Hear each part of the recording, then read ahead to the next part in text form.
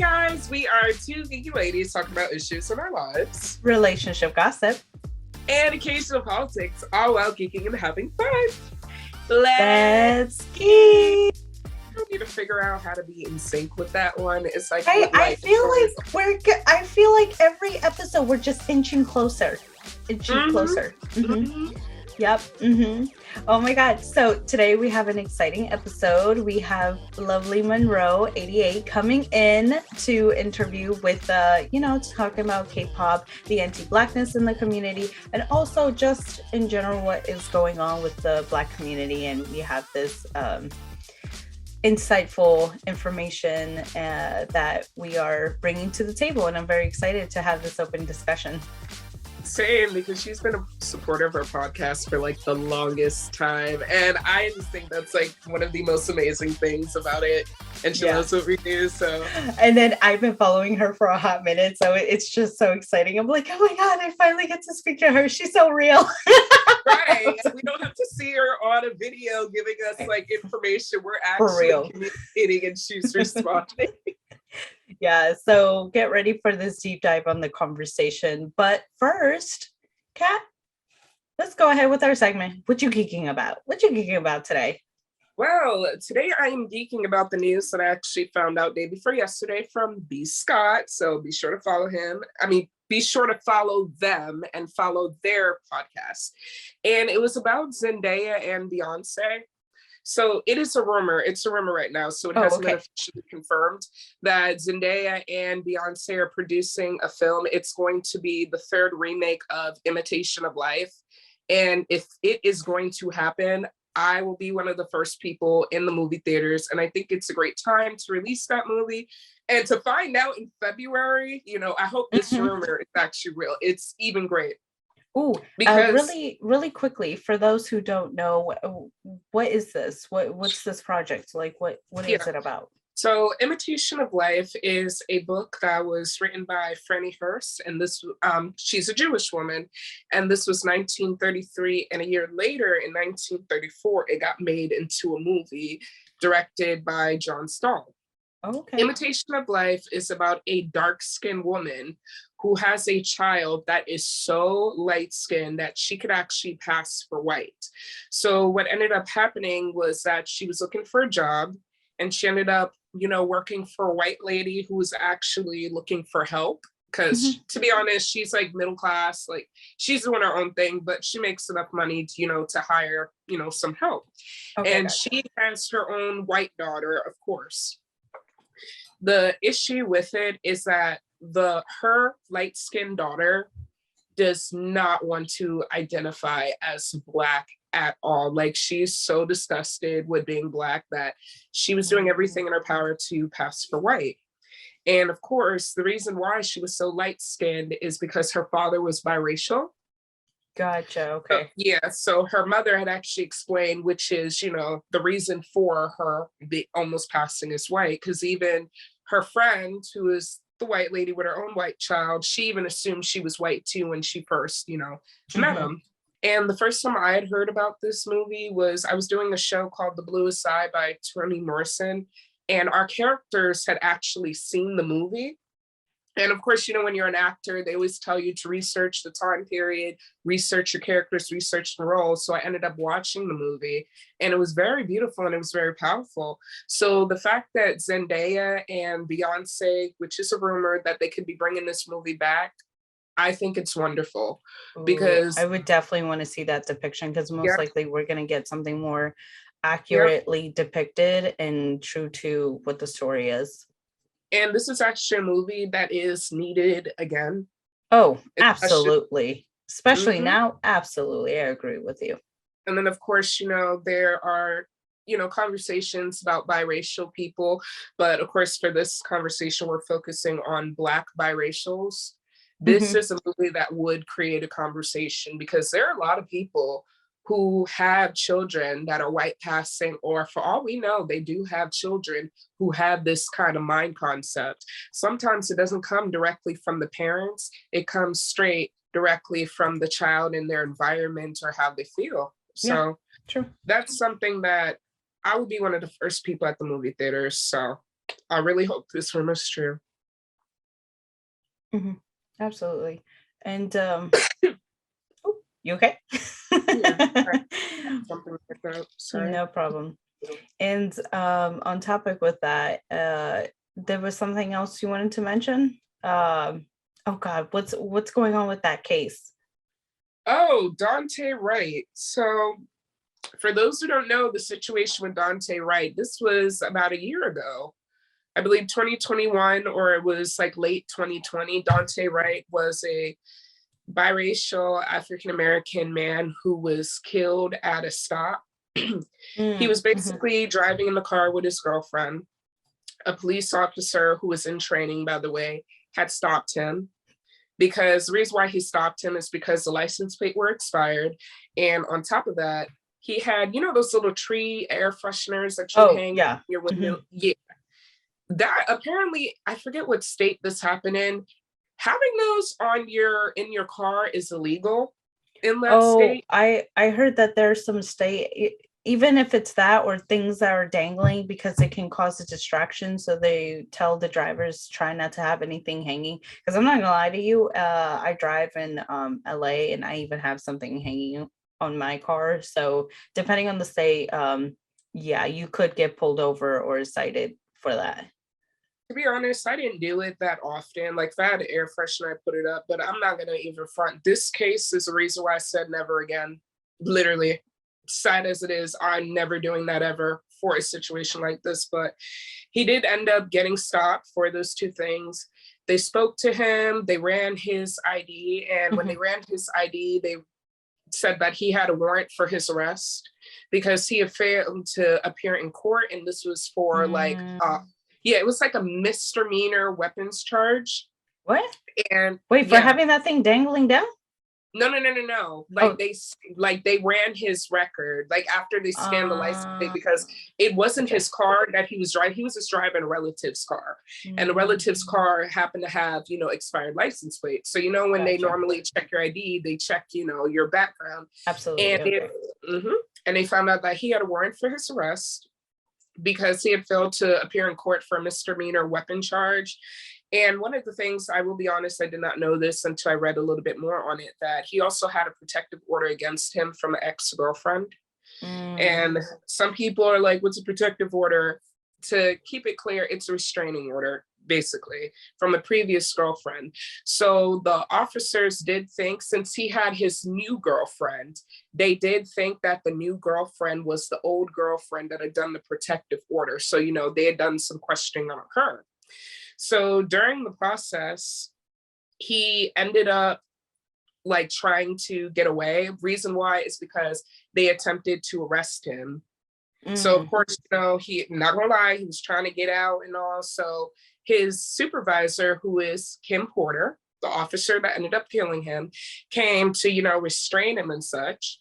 So he ended up, while they were restraining him, he ended up going into the car and he drove off. But he really didn't get that far because the police officer, basically when he was attempting to drive off, the officer in training basically like was able to pull him out before they were able to actually drive off. So he took off running. Officer Kim Porter took out what she claimed she thought was her taser, which actually weighs lighter than the firearm that she had. She took out her actual gun, pointed it to his back, and shot him, and he died right on the floor. I don't So, understand how, like, whenever I hear stories like this, how do you get it confused? Like, and that was the how? Like, controversy. what?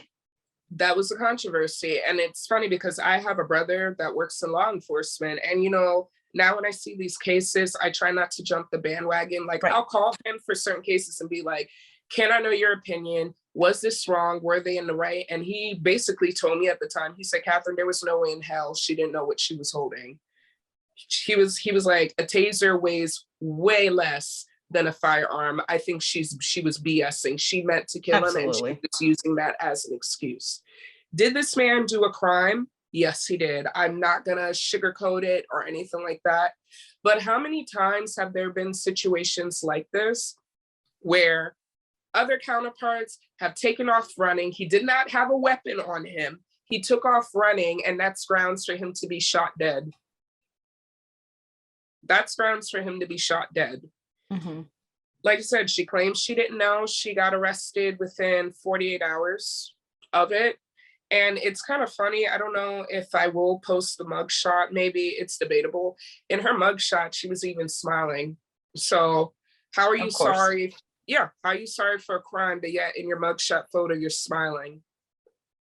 And this just shows how it is with police enforcement. Of course, most people are doing this whole, oh, it's a black person on a white person, or if the officer was black, you wouldn't. No. When black people say F the police, we're talking about all shades of police. Even the blue ones that are not existent, because I ain't never seen a blue officer in my damn life. When you find them, tweet at us so I can know what they look like. But one of the most controversial things about it is his mother getting backlash. Because of course they're saying he's a criminal, he's a crook, he's a thug, everything, but he's biracial. His mother is white. And his mother— Oh, it's this story. Okay, it's ringing a bell now. It's ringing a bell. His mother is a white woman, and she did speak about it in interviews about the fact that they did not need to kill him. I actually agree. They did not need to kill Dante Wright. And she was talking about how she's heartbroken because, you know, having a biracial son who basically looks more black than he looks white, he can identify however he wants to. The fact that he still became a victim of that kind of stuff, it's just like nobody's safe. And then people are telling her, maybe if you didn't raise a thug, he wouldn't have ended up like that.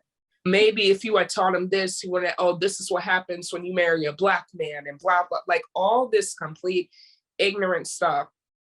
And it's funny because, you know, we were talking about biracials with the Imitation of Life. This is one of the things that has always personally bothered me, but I feel like this is something we'll speak about in a different episode of how we need to raise our children to be more aware. Of what's going on, because if they're more aware, maybe there could be a little bit more protection. So long story short, they did the sentencing yesterday. They gave Kim Porter 2 years for the murder of Dante Wright. And 2 years. Yeah, and Judge Cho, who is an Asian woman who is a judge, her reasoning for giving her the 2-year sentence is, you know, stuff happens and police didn't know whether or not he was a threat or a danger. So, you know, it's sad what happens, but I don't think it's enough to like give her a longer sentence. Not her exact words, but that's basically it's the gist of what she was saying. And it's funny because this kind of reminds me of Kyle Rittenhouse. You're over here smiling like you just won candy in your mugshot, but yet here you are in court giving fake ass tears. You're not sorry. You're sorry that you could possibly go to jail. And the fact that you're still crying, because she was crying about the sentencing, saying that I'm so sorry to, you know, Dante's mother. I didn't mean to kill him. Me, I'm just sitting here. I said, girl, you full of shit. You so full of shit. Reason why? George Floyd's killer said the same thing. And I remember telling family members, I said, he's full of shit. He don't mean that at all. He's just upset that he's actually going to jail for it. Yeah. But you want to know a follow-up to that? And I can tell you this in 30 seconds where he is. You know, he's now in solitary confinement as of 6 months ago. Oh, He can't handle jail right now. He's been trying to appeal it. Yeah, he's been trying to appeal his sentencing for months. And I'm just over here like, I thought you was sorry. If you're sorry, like, why are you trying to appeal your sentence? Why are you going buck wild in your jail, like in the jail? Like you used to be a police officer. What's going on? But you know what? I will rest my case there. But get this also about Kim Porter, Yasmin. What happened? Even though she's getting 24 months in prison for murdering him, if she has good behavior, she'll be out in 16 months. Oh, yeah. Piece of cake for her. That's going to be a piece of cake. Shout out to you, Judge Cho. Maybe you have children and you don't understand what it's like to have your child killed. You know, it is what it is. I hope you, I mean, I'm pretty sure she's going to sleep well. So it is what it is. Me personally, if I was Judge Cho, I probably would have given her 5 to 7 years for that. I'm not gonna lie if I was a judge, but Yeah. Black lives don't matter. So I'm gonna just end it there. It's sad. And Yeah. like I always say, I'm Black. It's just the world we live in. So, people are gonna justify, oh, well, at the end of the day, he shouldn't have had a charge. He had a protective order. He had this, which I do agree with you. I agree with all y'all with that thought. But my question is, how many times have people had those situations and they were taken unalive, no issue? I've literally seen a guy take off, attack police officers with a knife. He stabbed a police officer, this man, because they show you crazy police videos. Yeah. And they were able to arrest him, no issue. Dante Wright, unarmed, ran. Y'all are supposed to run after somebody who's taken off like that. You're not supposed to take a gun and just kill him instantly. But like I said, rest in peace, Dante Wright. I'm gonna say his name. I just want us to do better. As I truly believe in defund the police. And I don't mean defund the police by take their money away. No, take the money, give them new training, new regulations, like start it from the ground up. But there's so many corrupt police departments. Do you want to know what the most corrupt police department in the United States is? Because it's right in our backyard, Yasmin. Oh, Lord. You want to say it? Go ahead. The Baltimore police. Okay, that's what I thought. Yeah. They are the most corrupt police department in the entire country. And then comes the NYPD and then the LAPD. Yeah. Yeah. So I'm going to end it there. I ain't trying to sound depressing, but I'm just going to end it there for that one. Yeah. Well, so we're speaking of, hopefully it's more cheerful than what I was talking about. Because, you want to start with the good, then you want to start with the, sad We gave you a little sandwich here. We started with the good. We started with the little, median. It's like doing those interviews where it's just like, okay, it's time for me to tell you what you did good and bad. Something good, something good, something good. I like your hair. Something bad, something bad. You always come to work late. Something good, something good. I love your hat. Oh man, I don't know if this is good or not. Okay, a couple of things. It was my daughter's birthday. After Hobie, happy birthday, J-Hope. Happy birthday to my baby girl, Emily. And yeah, but besides that, so I decided for the birthday we went to go see the Uncharted movie. Now, for those, I don't know what episode this was, so if any of you guys are actually listening to us, can let me know. But I did talk about the Uncharted series last season because I was super hyped, super excited, because those who do know or do not know, I am into video games wholeheartedly. And the Uncharted series is one of the most dearest games of my teen years, I guess you can say, because it came out, the first one I played was in PlayStation 3, I'm gonna be honest. And so when I got the PlayStation 4, they wrapped up the last series with Uncharted 4. And so when I heard that they're making it into a movie, I was like, stop, for real? I was so excited. However, with the excitement, I do gotta realize, in the history of gaming movies, I don't know why it's so hard. Actually, I do know why. It's always hard for a motion picture to depict a video game into a movie. And it's very simple. I really quickly, it's the immersion and it's the experience. You cannot take that away, because when you're playing as any character in a video game, you're experiencing it with them. You are going through a journey with them. The satisfaction of leveling up in each, a game or anywhere you go, whether it's 3D platform or adventure game or whatever it is, this is discovery. So it's just like, how can you depict what we've experienced in a video game into a movie? So it's the same thing with Nate Drake, right? In Uncharted, it's almost like this Indiana Jones experience, right? And that's how I've always experienced it. Personally, for me, everybody experienced video games in different ways. It's almost the same thing as like depicting a book into a movie, right? You're always going to have different immersions, different feelings, different what you imagine these characters to be.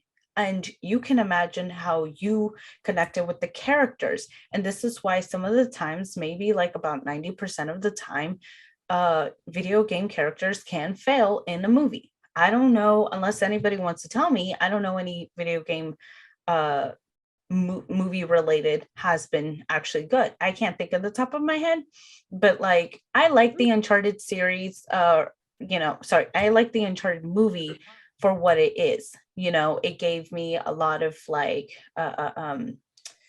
what do you call it? Easter eggs that I enjoyed. I won't get into it. For that, go watch IGN or Game Ranks for that. You know what I mean? So like, I liked it for what it is. There was a couple of things I was just like, I do have to agree. Again, I've been watching a lot of Charlie, and I watched his Moist Critical series on Uncharted. I do have to agree. The closest thing to how we can depict the Uncharted series is that plane sequence, because everything else is just like, okay, this is the direction we're going to. It wasn't bad, but it wasn't good. So yeah. Also, Tom Holland. Ooh, and then, dude, I didn't even know this. Antonio Banderas, he was in there. Mm-hmm. Yep. I was just like,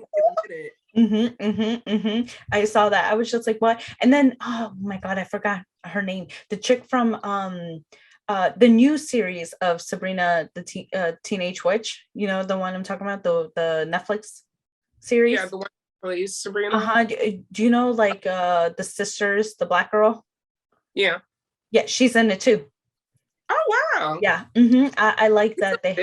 She was in You last season. Oh, I love her. I love her. She's such a powerful, strong actress on its own. So hopefully I get to see more roles in her. But yeah.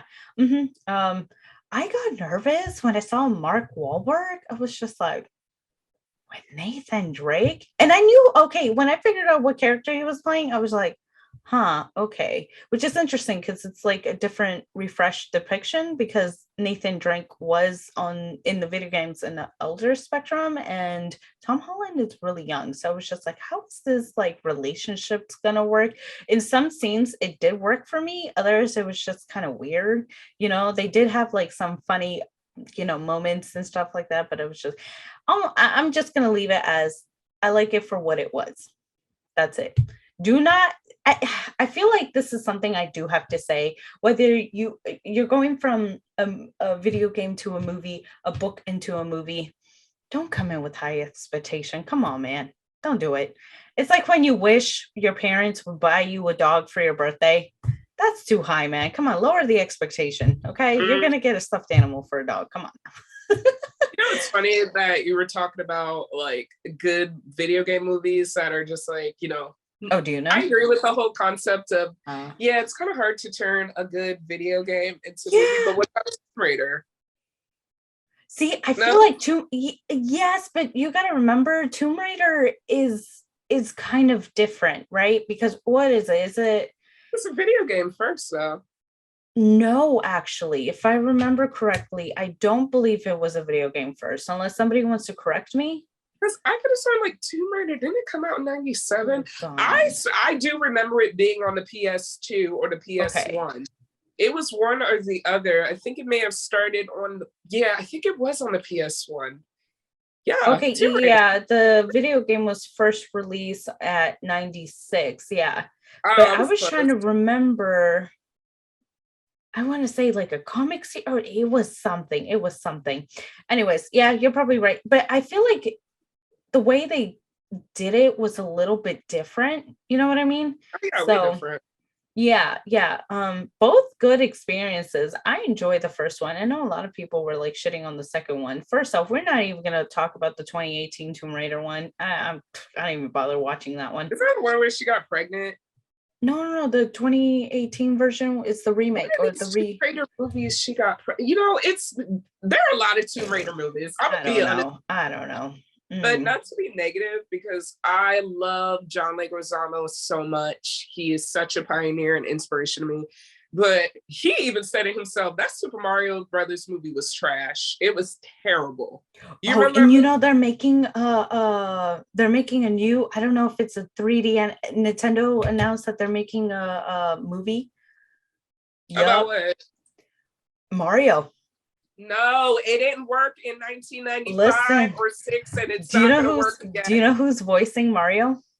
Oh God, who? Oh crap, what's his name? Oh my God, Anna Faris, X-Man.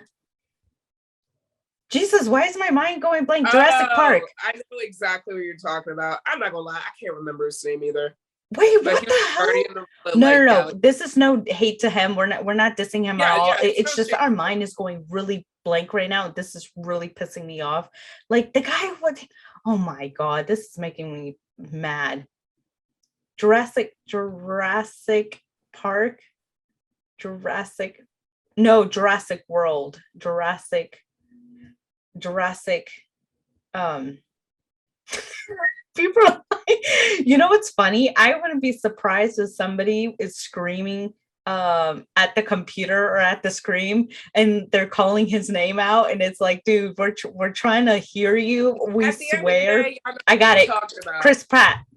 Yeah, there we go. He's voicing Mario. Dude, it's weird. And then you have Seth Rogen in there. I don't know who the hell he's voicing. It's just a weird. You know what? I'm not even going to be messy, because I already hear it coming. You guys aren't going to get an Italian person to voice Mario? Really? I'm just like, here we go. No, but here's the thing that we were, the community was discussing. Just like Link from The Legend of Zelda, these guys don't really talk. So how is this going to work? Like, how are you going to get characters that never spoke or said a few words or go like, ahoy! Something like that. And it's just like, how do you make them speak? Like, you know what I mean? Because a lot of these characters who are mute, we kind of like, that's a whole different immersion. That's a whole different experience when we play characters, especially when they're mute, because a lot, for example, if we look at Breath of the Wild, I know you haven't played that, but I have. In if you read the diaries or people talk about Link from 100 years ago and stuff like that, and this is not a spoiler at this point. How have you not played this goddamn game? Anywho, so it's one of those things where everybody tells you from their perspective how they remembered you, how Link was acting, and that's how we got a lot of like the characteristic as these characters. So when you start giving them a voice, it's just like, whoa, like kind of weird. But do you remember Jax game? Jax? No, wait, which one's that one? Oh my goodness, it's an old game from like, I think 2001 or so. Jax had this, oh my goodness, I know somebody knows what game I'm talking about. It was on PlayStation. He had this like little. I didn't get to play a lot of PlayStation games. I feel like I'm playing catch up, honestly. He had this like little weasel, like something happened to his cousin, and his cousin fell in some kind of lava type of thing that really wasn't lava, some potion, and he became a weasel. So Jax and his weasel cousin or friend had to like do these adventures to get him back to his human state. So it was really good. I think it came out with like 3 video games of that. The first 2 games, he didn't talk at all. He would just smile and look awkward, and his character was kind of cute. I always find it weird when you think a game character is attractive. Listen, right now I have the hots for Bayonetta, so if you guys can go head over to my gaming channel. I'm playing currently Bayonetta, and my goodness, that's a mama sota. Like, that's a real mama sota. Yo, she got like guns as heels. Yo, nice. I got her in the spinning move, and then she's like blasting them with the gun in the heels. Yeah, I'm in love. But yeah, the third video game, he started speaking. They got a voice actor for him in the third video game, and I was just like, of course you would give him a really attractive voice. You have to. Yeah. Especially with the way you're depicting it, you would have to. It has to have like some type of attractive voice. So true. Yeah. Okay. Coming up next, we have Miss Lovelymonroe coming onto our podcast. Yay, I'm excited. Hey guys, today we have special guest Lovelymonroe 88, also known as Silkia. Yeah, Silkia, yeah. Silkia. Okay, when I see it in Spanish, I want to say Silkia. Yeah, it's Silkia. You know what? To me, you'll be Silkia. It sounds so nice. I like, say it again. Say it. Hold on. Silkia. Oh my God. Yeah. I feel like Hobie. I like to hear my name. I know. Hobie, if you ever watch this, her name is Silkia. I know. See, if he said that, I know. I knew he wanted to get married. See, it would have been things I'd be like, I knew he wanted to get married. He said my name. I knew it. Mm-hmm. I knew it. Girl, I'm waiting for Sugar. We are so glad. Oh my goodness. Like, we're so glad you're here. Yes, well, I'll be very happy for the day. Listen, on the next concert that BTS has in LA, my bitch ass is going to be in front row, and then I'm gonna have Sugar everything. I'll be like, baby, notice me. And I tell people, you don't even always have to be in the front row. I'm telling you. I saw your TikTok where what was it? The one where like Hobie, I think I was there on that day too. I was there for yes, right. December 1st? December? No. I was in day 2 and day 4. That's what it was. Oh yeah. Oh, I came out when that came out, yo. Day 2 was still I didn't even realize when one of my mutuals had one. Like I said, talking about wonderful goodness about Army, I think we talk about so many, horror stories, but we never really talk about how Army is really a community. And when the concert had just came out and there was the buzz about it, I got a comment from one of my supporters. It was like, if I get a ticket, you going. So I'm playing it off. I'm like, yeah, I'm like, yeah. I'm thinking like people just like to say to consider. And when tickets went out that first day, we were trying to get tickets. I was trying to get with another group, and all of a sudden we couldn't get them. We just decided to hold off on that day. And all of a sudden I get another comment like, I got the tickets. We're going. And I went, oh. And then when I said the video, because then I'm thinking, okay, people playing with me. Then she's kicking in. I went, and then she DM me. I'm like, don't play with me. I'm flying. Don't play with me. About to catch flight, don't you play with me? And then it wasn't. So it ended up we ended up taking her day 1. And this is when we got box seats day 1. So she ended up I saw that. How were they? And so I was so happy because I was like, I want to be able to pay back something. I'm like, wow, you paid, you wanted me to go. But when she sent me that day of where the seats were, literally we were right where the floor, like I was literally that was an experience I can't even get back to even see Hobie like that close for the first time. And then when you saw it was in the split second, because no one knows that stuff is going fast. Yeah. You don't understand. They be pushing that thing fast. So all this stuff is happening within split seconds. You're just seeing the slow-mo. And some of these things I didn't even catch until I'm watching the video like, it's just such a magical thing to know that Army has this type of community where we do look out for each other. Even at the concerts, there are a lot of people who are alone, who we all, centered each other in the community. And you really didn't feel alone when you were under a stadium like that. Even if you were traveling by yourself, you were never really alone. And it was just such a nice atmosphere to be around. I think we were all just so happy to see each other really after 2 years. Okay, lovely. I have to know, how did you first get into K-pop? Honestly speaking, well, everyone knows the story. I got my heart broke. It was really trauma. I got my heart broke to the worst. It was really one of the worst because I think that one I put all my eggs in a basket. I really did. It was really one of the things where it was like everything that I wanted, and then all of a sudden it just turned, and I didn't understand why it was happening. And then I remember it was like my 30th birthday. Literally, this happened like year 30. So I like to call it chapter 30. I knew of BTS. because I had a friend undergrad that was she was Black, you know, and it was around that time, it was very unheard of. She was, I knew someone, she was like, she went to Japan, she even lived there. She still like, we even connect with each other on Facebook. It was like, when I got to send her all the stuff like from the concert, I told her, I said, it was because of you. The reason why I even know about them is because she introduced that to me. And like during undergrad, I was like, nah, I already went through the whole band phase with Spice Girl, all of that stuff. I was like, I already went through that. You know, and I was thought for me at my age, though, they tell those are childish things. So you know what I'm saying? You leave that, you know, alone. And then getting into the segment, I was like, I don't know how I feel about that. Because one, it wasn't my culture. And two, I was like, I don't want to impose on anyone else's culture, you know what I'm saying? Because I know how it is for people to come in, you know, into our culture, especially our industry and the music, and, you know, not take it seriously. So I was like, hey, you know, I let people rock how it is, but I always encourage, like, you know, seeing Black girls. That was the first time I saw like Black people in the chaos. I was like, you know, I've heard of anime, but I was like, whoa. But I passed it off because I said, I'm gonna let my friends rock. And she would post on Facebook all the time about it. And I was like, And so it just meant on my birthday, we were on a cruise.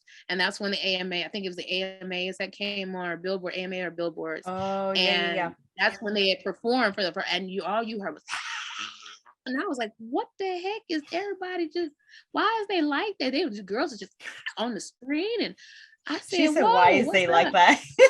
Yeah, I had to code switch. Why is they like that? You know, but I had seen them perform and it was amazing. I was like, wow, they really give a great performance. But still at that point, I'm like, all right, that's cool. Like I'm still give where it's due and then move on. And it wasn't until it was a situation where the relationship did not pan out and it ended very badly to the point where I honestly, and I tell people it's not a wonderful thing to even want to be at that place. Sometimes it can be a shameful, you know, place to be at, but I'm happy because that's where I met them. I told people I was really at the verge where I was that day. I did not want to live anymore. I was literally contemplating. I was going to go. It was like, I'm done. I'm done, literally. But I said, let me go on Facebook one last time. I literally said that. So I'm going on Facebook one last time. And let me just look at something. And as soon as I, you know, put it in intro, literally my friend is intro guide to BTS. Literally, that was the first thing that came up that she had posted a link. And I sat there and I said, okay, well, let me just look at it. I guess, you know, I don't feel like this is your life. So that I might as well just indulge it. You know, it's one of the things and when I watched it, it was one part of when they got to know, I was like, one rapper, I was like, okay. But it was V. And when I heard V Singularity, that someone was playing Singularity in the background when they were introducing him, you know, about what he likes to do and all that stuff. But I went, what is that song? I said, because as a Black person, I'm deeply rooted in hip hop, R&B. That is me. And then I said, why is this Korean man sounding like a Black man? I said, there's no way. There's no way that he sounds like a Black man and is soulful. And then Singularity, I was on the comment section, scrolling, trying to find what that song was at this minute. I was like, what is this at 5 minutes? And I was scrolling, I found it. And then when I listened to the song, and I immediately jumped. I immediately jumped up, got a shower, ran to my job, and put that on the thing. Was like, y'all, this is not a Black man. You know what I'm saying? And my coach looked at me like, you're not a Black man. It was like, okay, Silk, this your day off. But I think after that, I went through like the word people knew before. It was like the word, so even to the word. But I think after that, I never really looked back. It was really one of them things where I didn't feel that, you know what I'm saying, the relationship and the sadness. And I think I used, you know, BTS. I was like, I wanted to, they were teaching on being yourself and loving yourself. And then I'm also a psychology major, you know, and I love that. I love the brain. And then when they started incorporating psychological aspects in their themes, and and just to feel like their philosophy and to know what they were doing, it was like, I want to get behind that. And then when RM did his UN speech, the first UN speech, it was one of those things where it triggered me to say, you know what? I love their music. I like where it's going, and I like them as people, and I like what they stand for. What can I do to help them, because they're only 7 people to millions of people. What can I do as an intricate part of this community, now that we call it, and that I see that they love so much and they care about it?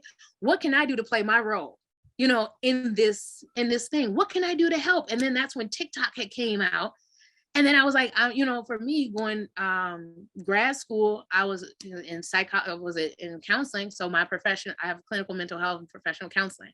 So then really getting to learn how to love yourself while going through this on with BTS, I wanted to share that on TikTok, because I went, if I'm learning these things, I wonder if anyone else feels the same way, or I wonder if anyone else is struggling like I am. So I use TikTok as a way to try to connect with other people and let them know we're all in this together. And a lot of people it was unheard of. Let's see some, people of color, on these things saying, hey, we love K-pop, because I was seeing more little, Black girls, brown girls getting into K-pop. And I was like, wow, I feel like they need to be represented in all areas and facets, because too, we're getting into a genre where, of course, we are not, even if you feel like we cultivated the music, but we are not accepted in it.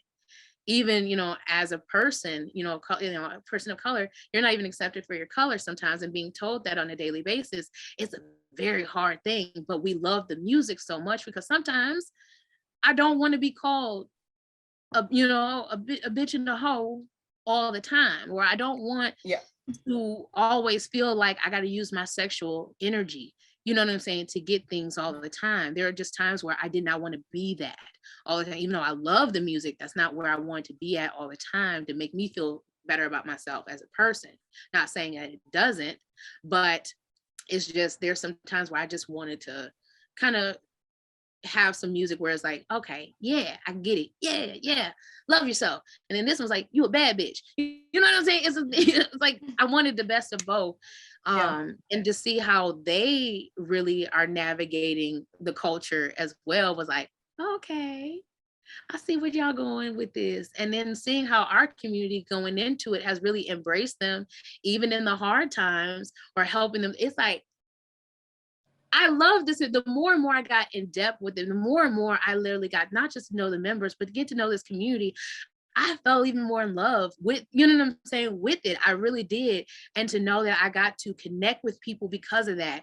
And then it got to a point, even last year, I had to do my own self-searching about my relationship with BTS and this fandom, because I said, I think I was coming in trauma bonding.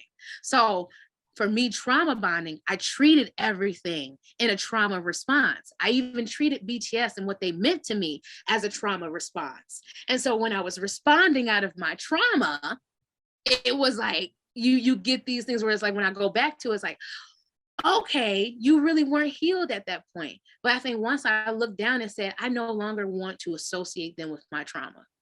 I no longer want to associate BTS or this fandom, or even K-pop with my trauma. So this year, I took some time to really get to know them again, but to get to know myself. Why am I here?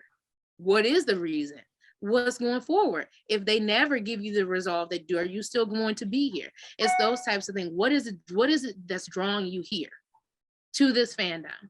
And when I actually dealt with what really drew me there, now my relationship with them is completely different. And I think a lot of people can see that on my page, how I navigate videos and things like that, completely different, because I changed my relationship with them. And I think a lot of us K-pop stans need to be upfront and honest about the relationship that we choose to have with them, and why we choose to have these paradoxical, or they call it the paradoxical relationships with them. Why are we choosing to ride for them as hard as we do? Why do we attack someone as hard as we do? Why do we comment to someone as we do? Why? It's not necessarily them, but why are we doing it on behalf of them? And then when I had to learn that, it was a very hard thing, because even in some of my things I learned, I wasn't healthily loving them or healthily supporting them the way that I thought I was. Well, I can say that my story is a bit similar to yours, because I had gotten into the EDM scene in 2012, and it's crazy because February this month, 10 years ago, is when I started listening to music because I was going through a dark time. I almost got diagnosed with anorexia. That's how bad it was. Yeah. But that's a story for another podcast episode. Of course. But so I've been in the rave scene come this year, like an actual decade. And it's funny. The first time I heard BTS, I didn't know who they were, but I saw them because I was at a festival. And you know how normally sometimes you go to like different concerts and they show music videos on the actual like Tron as people are playing the music themselves. Mm-hmm. They had BTS and Steve Aoki. I forget what the song is called. Boom. That's what it was. Now with Steve, I was like, wasted on me, mic drop. It was. Yeah, that's exact, because it's an EDM song. So that's how I had heard about them originally, because I used to follow this guy I still follow him, called Love Life of the Asian Guy. And he brought them to light, talking about how people were being ignorant towards them because they were, new and coming into the scene. People were calling them Chinese and such. Like, they were just being disrespectful. That was my actual first exposure. So when I saw them at the rave, I was just like, oh, that's that group that people are talking about, that, Love Life of the Asian Guy went through. And now flash forward, because this was 2018. Flash forward to 2020. And of course, I'm at Yasmin's house and she's just like, hey, have you heard of BTS? And I said, yeah, that's that, Asian group. I'm not gonna lie, I said, that's that Asian group. And then she was just like, have you ever listened to them? And I said, no. Do you listen to K-pop? And I politely said no. And she was just like, why? And I said, no, nothing.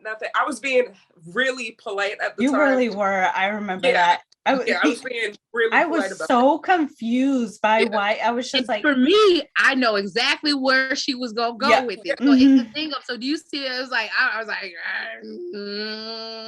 I don't go with that. So it's the part we go.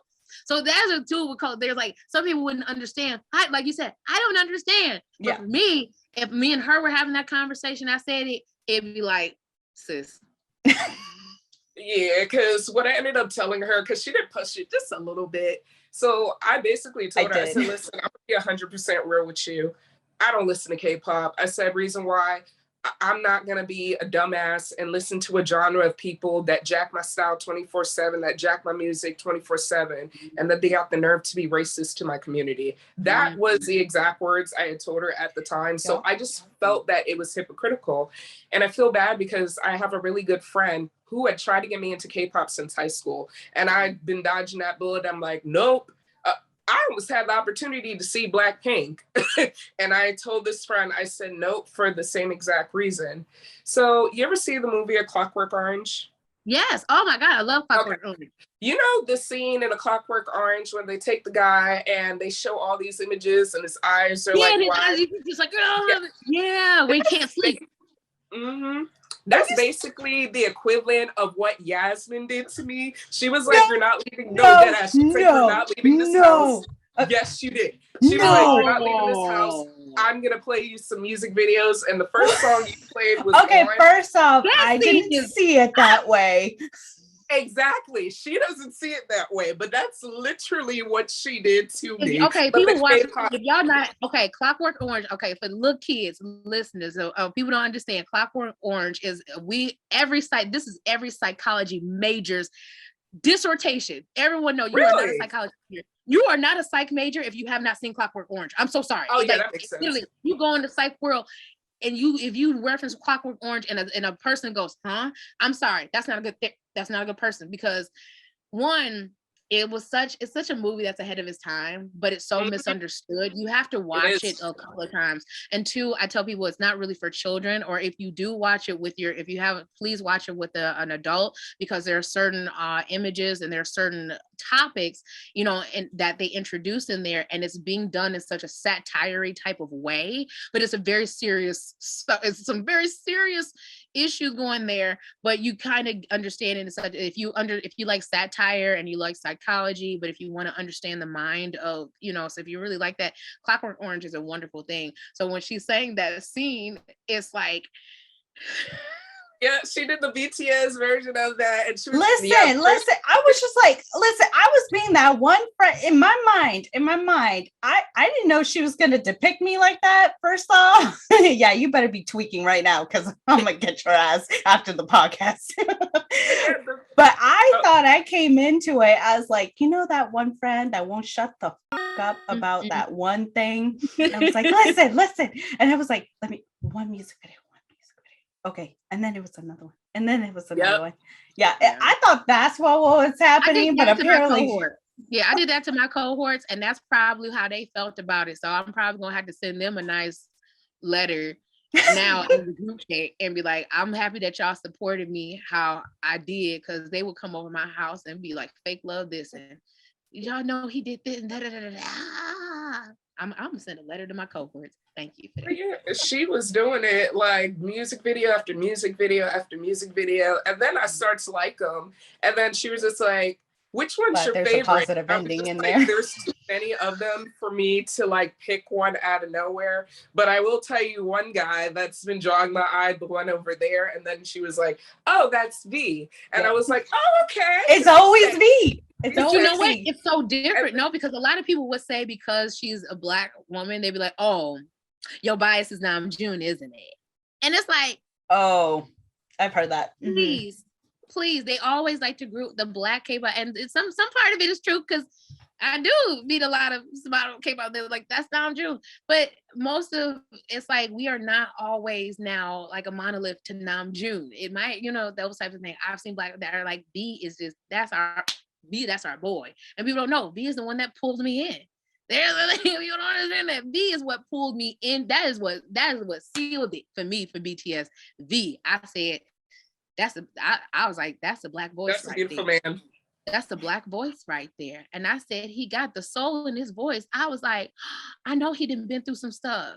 And I love this. And so, and to see how their personality has been, it's a hard thing to navigate, as Catherine said, as a Black person, as a Black individual in this genre, because it is a very touchy thing, because if you're in it, you are considered a sellout. Even as a Black woman or a Black K-pop stan, you're selling out. Or I can't. It's one of those things where we get looked at. You're crazy for even wanting to be in this. We've heard it. Why would you even support them? They don't even like you. They would never even want to even be with you. They only think that you're good enough for this, but they would never. It's those things that we hear, and that's hard. So, yeah. Trust me, I totally get it. Like, BTS did change my perception, and I'm not gonna sit here and lie and say I'm a K-pop fan. I'm still dipping my toe into K-pop music, but I love me some BTS. Like, I love their music. I always tell Yasmin already knows what my favorite BTS song is in general, and that's Black Swan. I love that music video. The fact that it hasn't had an award, I just find that a freaking crime. Just like some kind Army's of art. let that go. I'm so sorry. Army's dropped the ball on that. We have dropped the ball on that because, one, if people didn't realize, they put so much into Black Swan and they meant it in order for us to really appreciate it. And people didn't understand Map of the Soul 7 during the interviews. RM literally told everyone, Map of the Soul 7 was meant to be a reboot for BTS. Their 7th year was meant for, yes, if you go to, I think it was Inside when they were doing their press junkets, and I think it was either Access Hollywood or something like that. He told them Map of the Soul 7 was a reboot for BTS. They did a lot. If you even see how they're going through the journey of the soul. They were all going through their complex things. They were just showing everyone we're going through our own journey of who we are. We had to go through our own thing. So here, and I tell people, you want to talk about mental health. They literally gave you an album to help you facilitate going through your own journey. And I think a lot of us K-pop fans just don't get it because why? We don't want to move on. We don't want our mental health to move on. We don't. And I think a lot of people need to talk about that in a sense. I don't want to mean to cut Catherine off, but you go ahead. I'm 100% happy that you are mentioning this in regards to mental health, because I'm not seeking sympathy, but last month, Yasmin knows about it, my second mom passed away, my best friend's mom. Like, this woman was legit my second mom, and she's Cambodian and Laotian. She's actually of Asian descent. And of course, one of the other songs that got me hip on that album was Life Goes On. And I find it crazy, the day that she passed away, I was listening to Life Goes On in the car. And it made me think of my aunt, of my mom so much. And it's kind of interesting because I can't listen to that song as often now. Like before I could listen to it like nothing, but now that, you know, she's gone, that song just reminds me of her so much. So now I have to listen to it occasionally, but I just think it's lovely how a whole different genre of music that I never wanted to entertain or give a chance could like affect my heart just like that. So I thank BTS for that, you know, and I understand where this whole thing comes from, you know, how K-pop fans can be very like protective. Like the same friend that I'm talking about, she's a Blackpink fan. And she had posted, Yazzie, you remember that post? So she had posted, yeah, this was actually like 3 weeks ago about, so it's funny, she had posted, I'm a big fan of Blackpink, something like that. I don't understand what the hype is behind BTS. And I quickly scooped down there and I was just like, first off, V just became the #1 followed person. I said in the last 50 minutes, he just broke a record. I said, let's keep it cute. Let's keep it cute. I don't come from Blackpink. I didn't say that part, but I don't come from Blackpink. Let's keep it cute. Well, I think that's a great defense. Honestly, no, that's a great. No, I think that's a wonderful defense because it is. Let's say like, hey, I don't do that about we don't do that here. We're gonna celebrate. I think when it goes overboard when someone's like, well, die because everyone has their opinions. Not everybody is going to enjoy, you know what I'm saying, BTS music. Just like everyone's not going to enjoy, we can even say like even with Twice, not everyone's going to enjoy Twice's music. Not everyone's going to enjoy Dreamcatcher because they're so different. Not everyone's going to enjoy Monster X. I remember Monster X literally gave us a whole English album. Not only that, they gave us multiple English albums. How have we not hyped them up as much as we did? I was like, wait a minute. Because besides you, still bumping. Okay, yeah. I'm still bumping what's up, but see, it's those types of things of, like I love what you said. Everyone protects their fandoms their way and how they have their reasoning for doing it. But I think a lot where it blurs the line is a lot of people don't admit the reason why are you really protecting this? Because I tell people this, when you are avidly going after somebody for, you know, don't bully the member. Here's the thing. I get where people saying don't bully, but why are you attacking it so passionately when that person really doesn't have that, you know, that really proximity to you? But half of it, I say, are you protecting them the way that you wish someone would protect you? Are you protecting them in a way that you wish, or you're trying to put out there, I wish someone would protect me either in a situation where I had that they didn't, or I'm currently going through some things where I'm not feeling protected. So let me try to protect this person the way I want someone to do it. And I would love someone to just go at and all those types of things. So I tell people, when you are going or speaking on behalf of an idol, or when you're doing this, or when you're saying this, or when you are defending something, why are you defending it in the way that you are? Not saying that you can't defend anything, because yes, sometimes you need someone to say, hey, stop that. But why are you going above and beyond to attack someone's image? Why are you going above and beyond to slander? Why are you going above and beyond to send death threats to someone? Why are you above and beyond doing all that stuff? Why? Is it because this is something where it's a trigger? Because you're not being protected in your area, or you're not being respected in your area? It's not even protected. When you are not being respected in your area, and then you come into a scene where now you are respected, sometimes people will take that to the extreme, and now they become the people who they didn't like. They end up becoming the same type of people, because why? They never really stop and go, you know what? I don't like what this person's doing. Let me work on myself so I don't become that person. But inadvertently, because you've been exposed to what that person's done to you, you still take on their character traits going forward.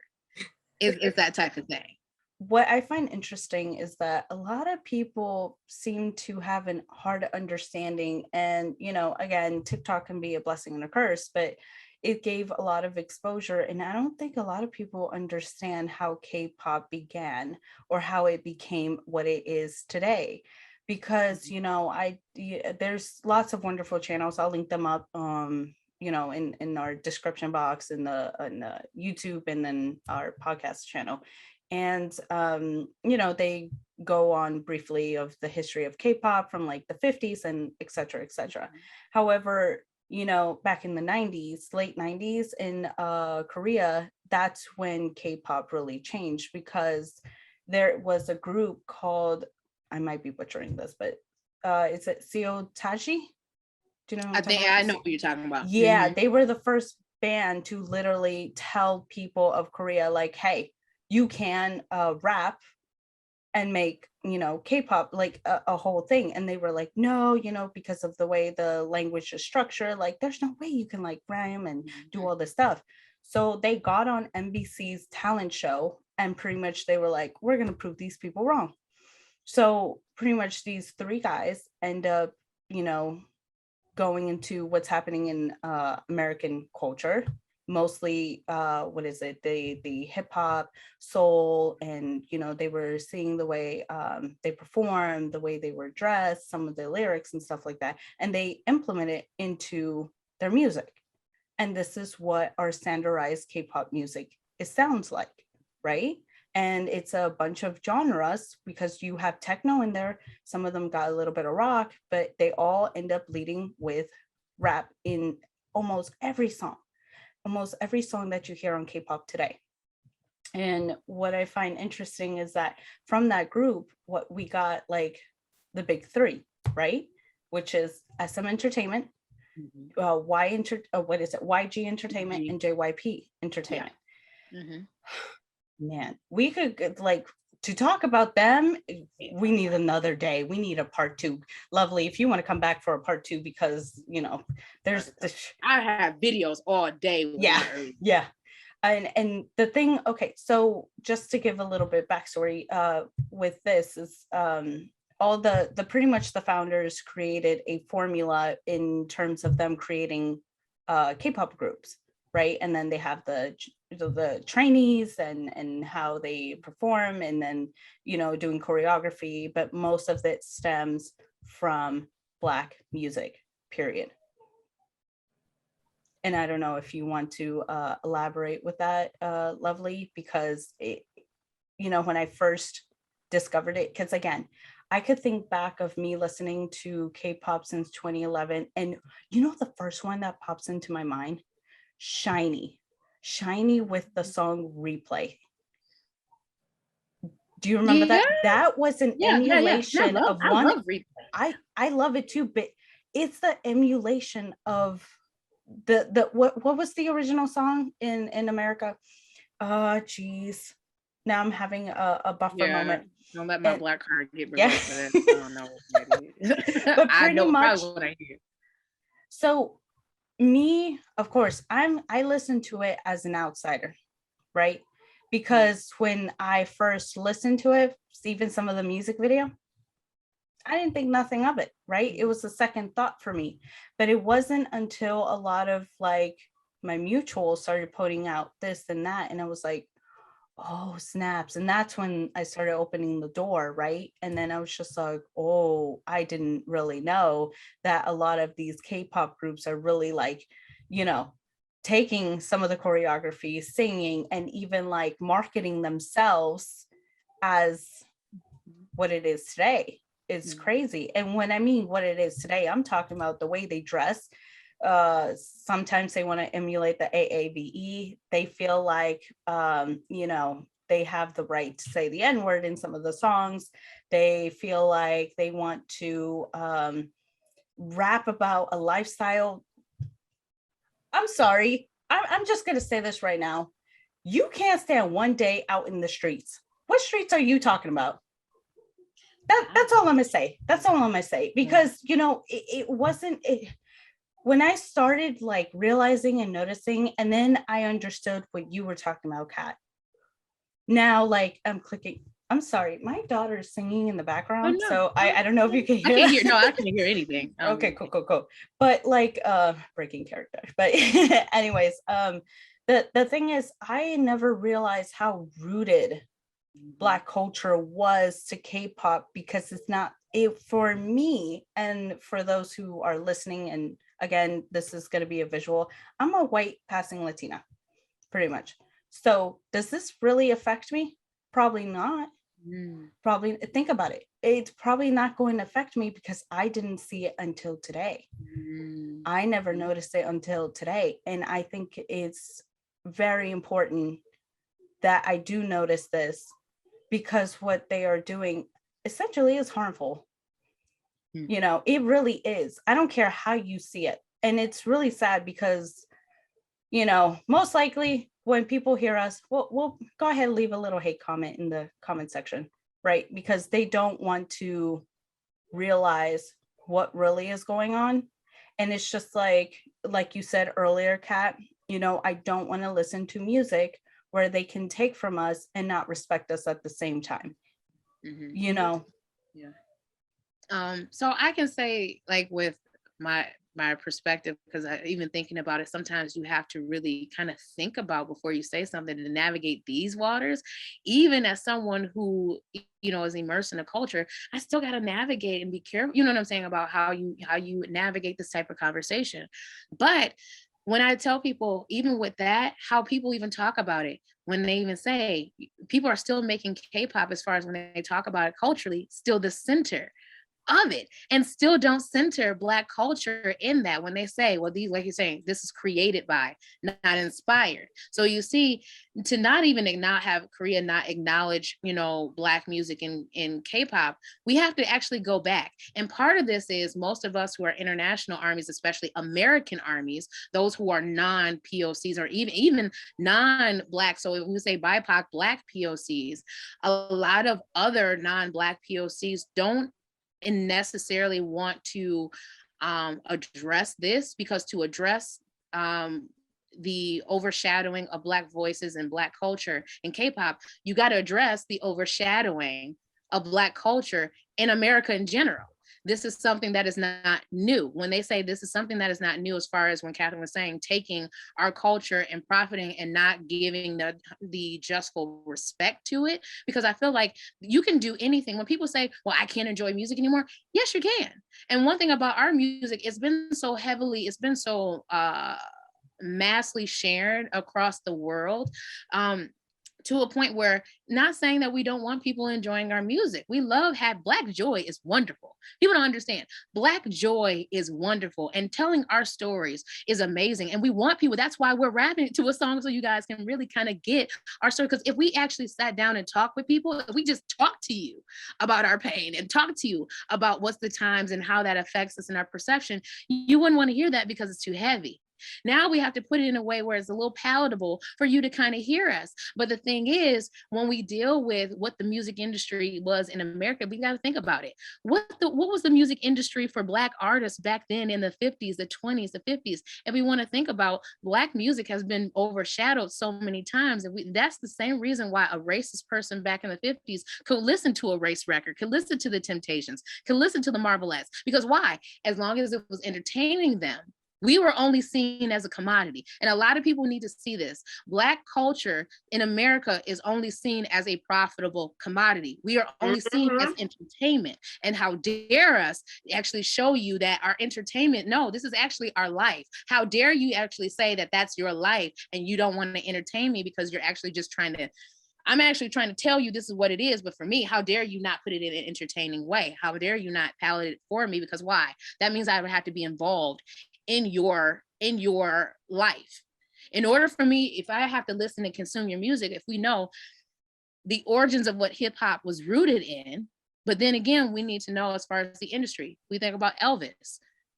Excuse me, when they talk about Elvis, he had these great hits. You ain't nothing but a hound dog.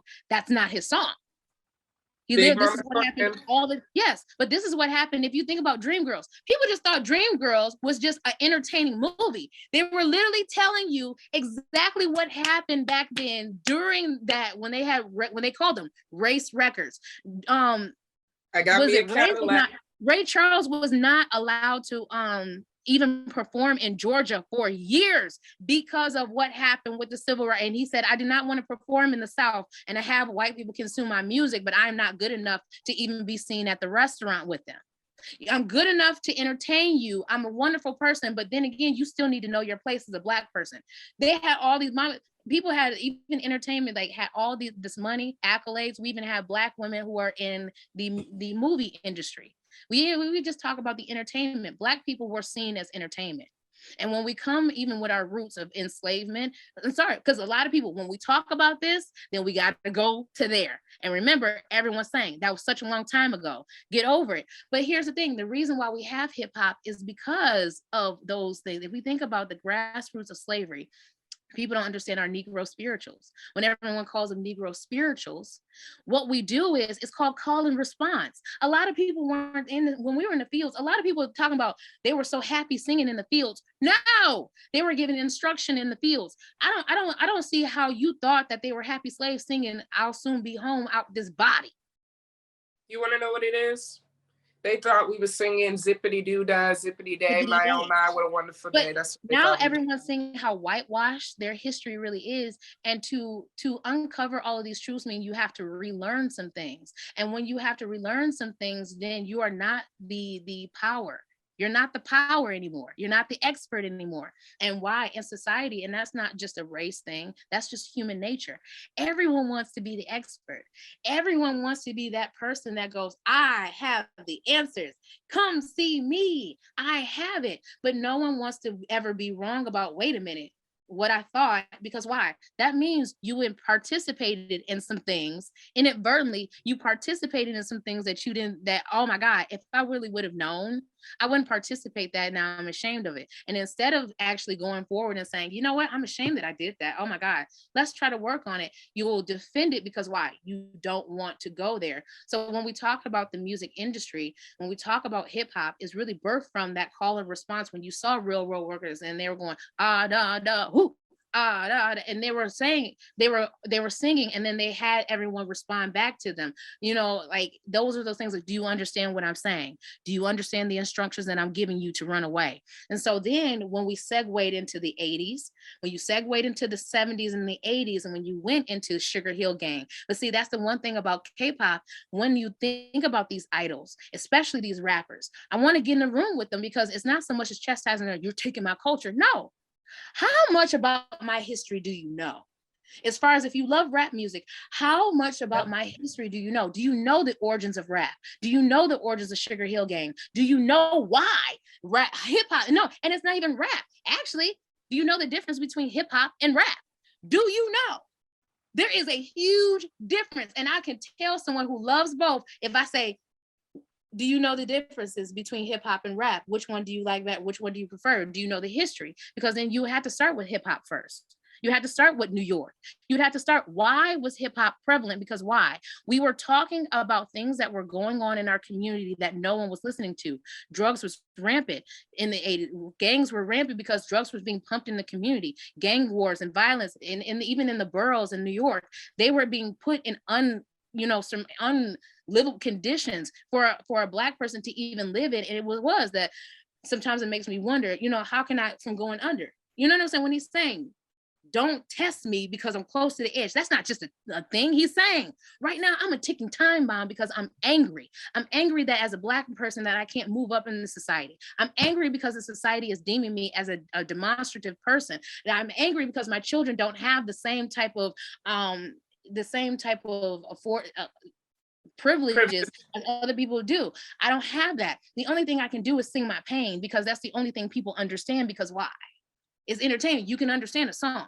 You can understand the feeling. But most people, because like you said, you're not of it. Of course, I'm not of it. I don't understand the significance of when that person sings that song, like R&B artists.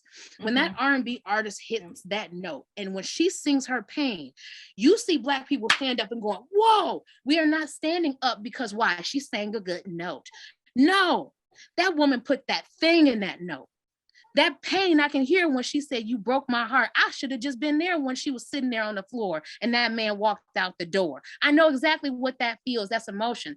That's feeling. And the reason why people can't understand it, because why? If you never understand the history, remember I said people want to be historic, but never understand history. People want to be historic, but you never want to go back and go, what has been done in history to make me be historic in this point, because one, you might be thinking you're historic, but doing the same thing. It's just in a different package. And that's the one thing that we're seeing in K-pop with this stuff. It's the same thing. As we're saying, we're fighting the same thing. It's just in a different package. And unfortunately, these idols and the industry could have a wonderful opportunity to learn from us. A wonderful opportunity to actually culturally sit down with us and say, you know, what is the significance of this and how can we improve to make things better? We want to be a guest here in your culture, but we want to still partake of it and be, you know what I'm saying? One, you know, we just want to be able to champion and uplift. And I hate putting people, you know, like this, but everyone talks, I'm from Detroit. So everybody know Detroit town, Eminem is our boy. And so you saw recently with the Super Bowl, that was a lot of controversy. Yeah. Everyone was saying, did he take a knee for Tupac or did he take a knee for Colin Kaepernick? And the people were understanding like what happens, but people don't understand. Eminem still understands he's a guest within this culture. And he is appreciative to a culture that took him in, Dr. Dre, who took him in and actually mentored him. And the thing is, Detroit people always go hold people accountable. One thing about it is, I don't care who you are. You ain't gonna do that. You're not gonna do that around here. So honestly, Eminem, as far as allyship, what happened at the Super Bowl was the perfect example of what that meant, using your platform and appreciating the music that got you where it is. Because he even addressed it in his little satire. I use black people saying I use black music to get myself wealthy. Hey, I do. But one people didn't think about where he was from, where is it at? But even where he's from, he still doesn't use black, you know what I'm saying, as a way of that's just who I am. No.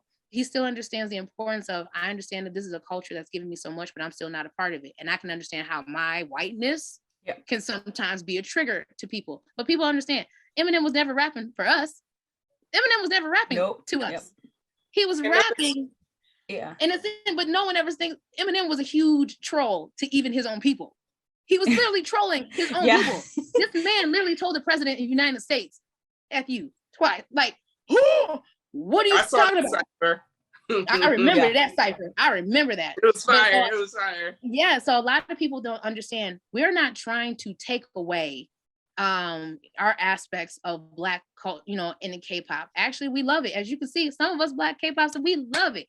We even put Black characteristics on some of the K-pop to make ourselves feel more, you know what I'm saying? Like, wow, they do this, they do that.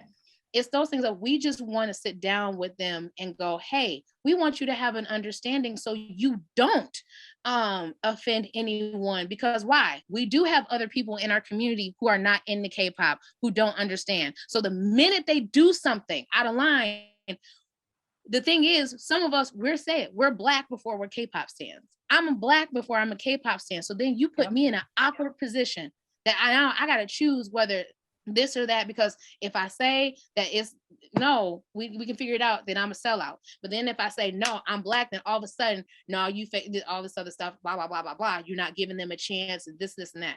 Here's the thing. Most of us said we want to give them a chance. We want to have a conversation. But sometimes our own fandom and the people who are not of the community, who don't have the experiences, need to step out of the way sometimes. Sometimes people can take a little chastisement. Some people can take some constructive criticism. Now, always, even in our own selves, there's a way that we constructively criticize. There's a way, you know what I'm saying? And one thing our community, we have gotten, you know, people like, yo, we can hold these idols accountable, but you don't have to do that, because now that's making it even, you know, bigger issue for ourselves. We just want them to be accountable. And then we told people, actually, some of these examples, some of these events and instances that K-pop idols have offended culture appropriately, not just in Black community, would have been solved sooner had people have just stepped out of the way and said, you know what? That's not my area. I'm gonna let them go ahead and take that. Because there's plenty of times, you know, that there's been cultural appropriation outside of the other groups that have said, hey, we don't like that they did this, you know, Muslim, I don't like that they represented, you know, our gods this way. I don't like that they represented our culture this way, or the way they wore this. I don't like it. You know what I say? You know what? That's not the conversation that I need to be in. But you know what? I'll support you, because if that's how you feel, because I know how that feels. But that's not my way to step, but I can boost, I can help. Half of these K-pop stans do is they interject where they don't need to. And now it's creating an even bigger thing, because now we can't even focus on the idol. They get away scot-free. They get away. Yeah. Now we're doing these surface level battles with each other instead of saying, hey, Let's address this.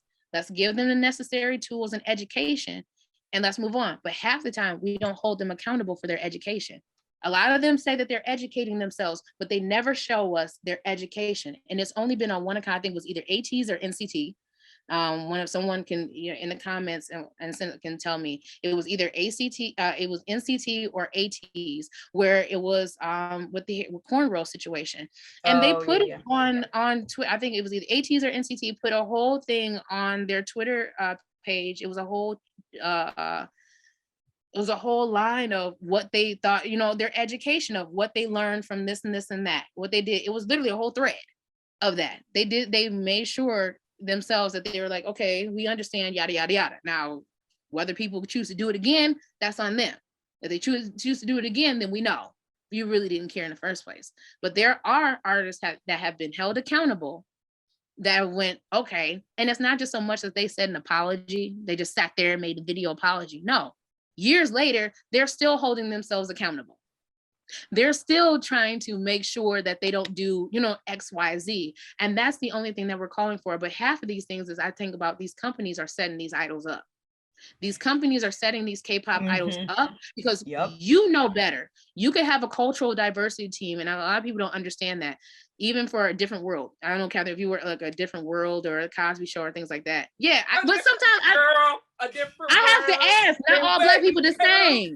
Not all Black people the same. Not everybody is seeing that. But as much as people feel about Bill Cosby, I mean, however people feel about Bill Cosby, you are rightfully so how you feel. But not to take away from his work of what he did for the Cosby Show and A Different World. But people don't know, every episode before it went out and aired in front of a live audience, it was actually seen by, he actually had social anthropologists, social psychologists, Black social psychologists. Yep. He had them literally run through the whole episode and look and literally nitpick, pinpoint to make sure that there was really no negative depictions of Black culture anywhere. There was no Black stereotypical things, even in the colleges, how they represented Greek life, how he literally made sure that it was not overstepping, what the issues were in Black culture. It was giving a really good, realistic depiction of what was going on. But he had experts before it even went out. That's what made each episode so powerful. Ahead of his time. Did. Every time he has someone looking at it going, well, maybe people could take it that way. Maybe if they looked at Black culture this way, they may look at Black culture negatively because you look X, Y, Z. Why can't these K-pop companies actually think about it? If you already know the basis of where you're inspired by, you should be employing the people who you're inspired by. But half of that is you're doing the same thing as they do here in America. You're whitewashing it and then making it seem like, well, we created it. And then you're giving it to unsuspecting people who really don't know too much about our culture. So why?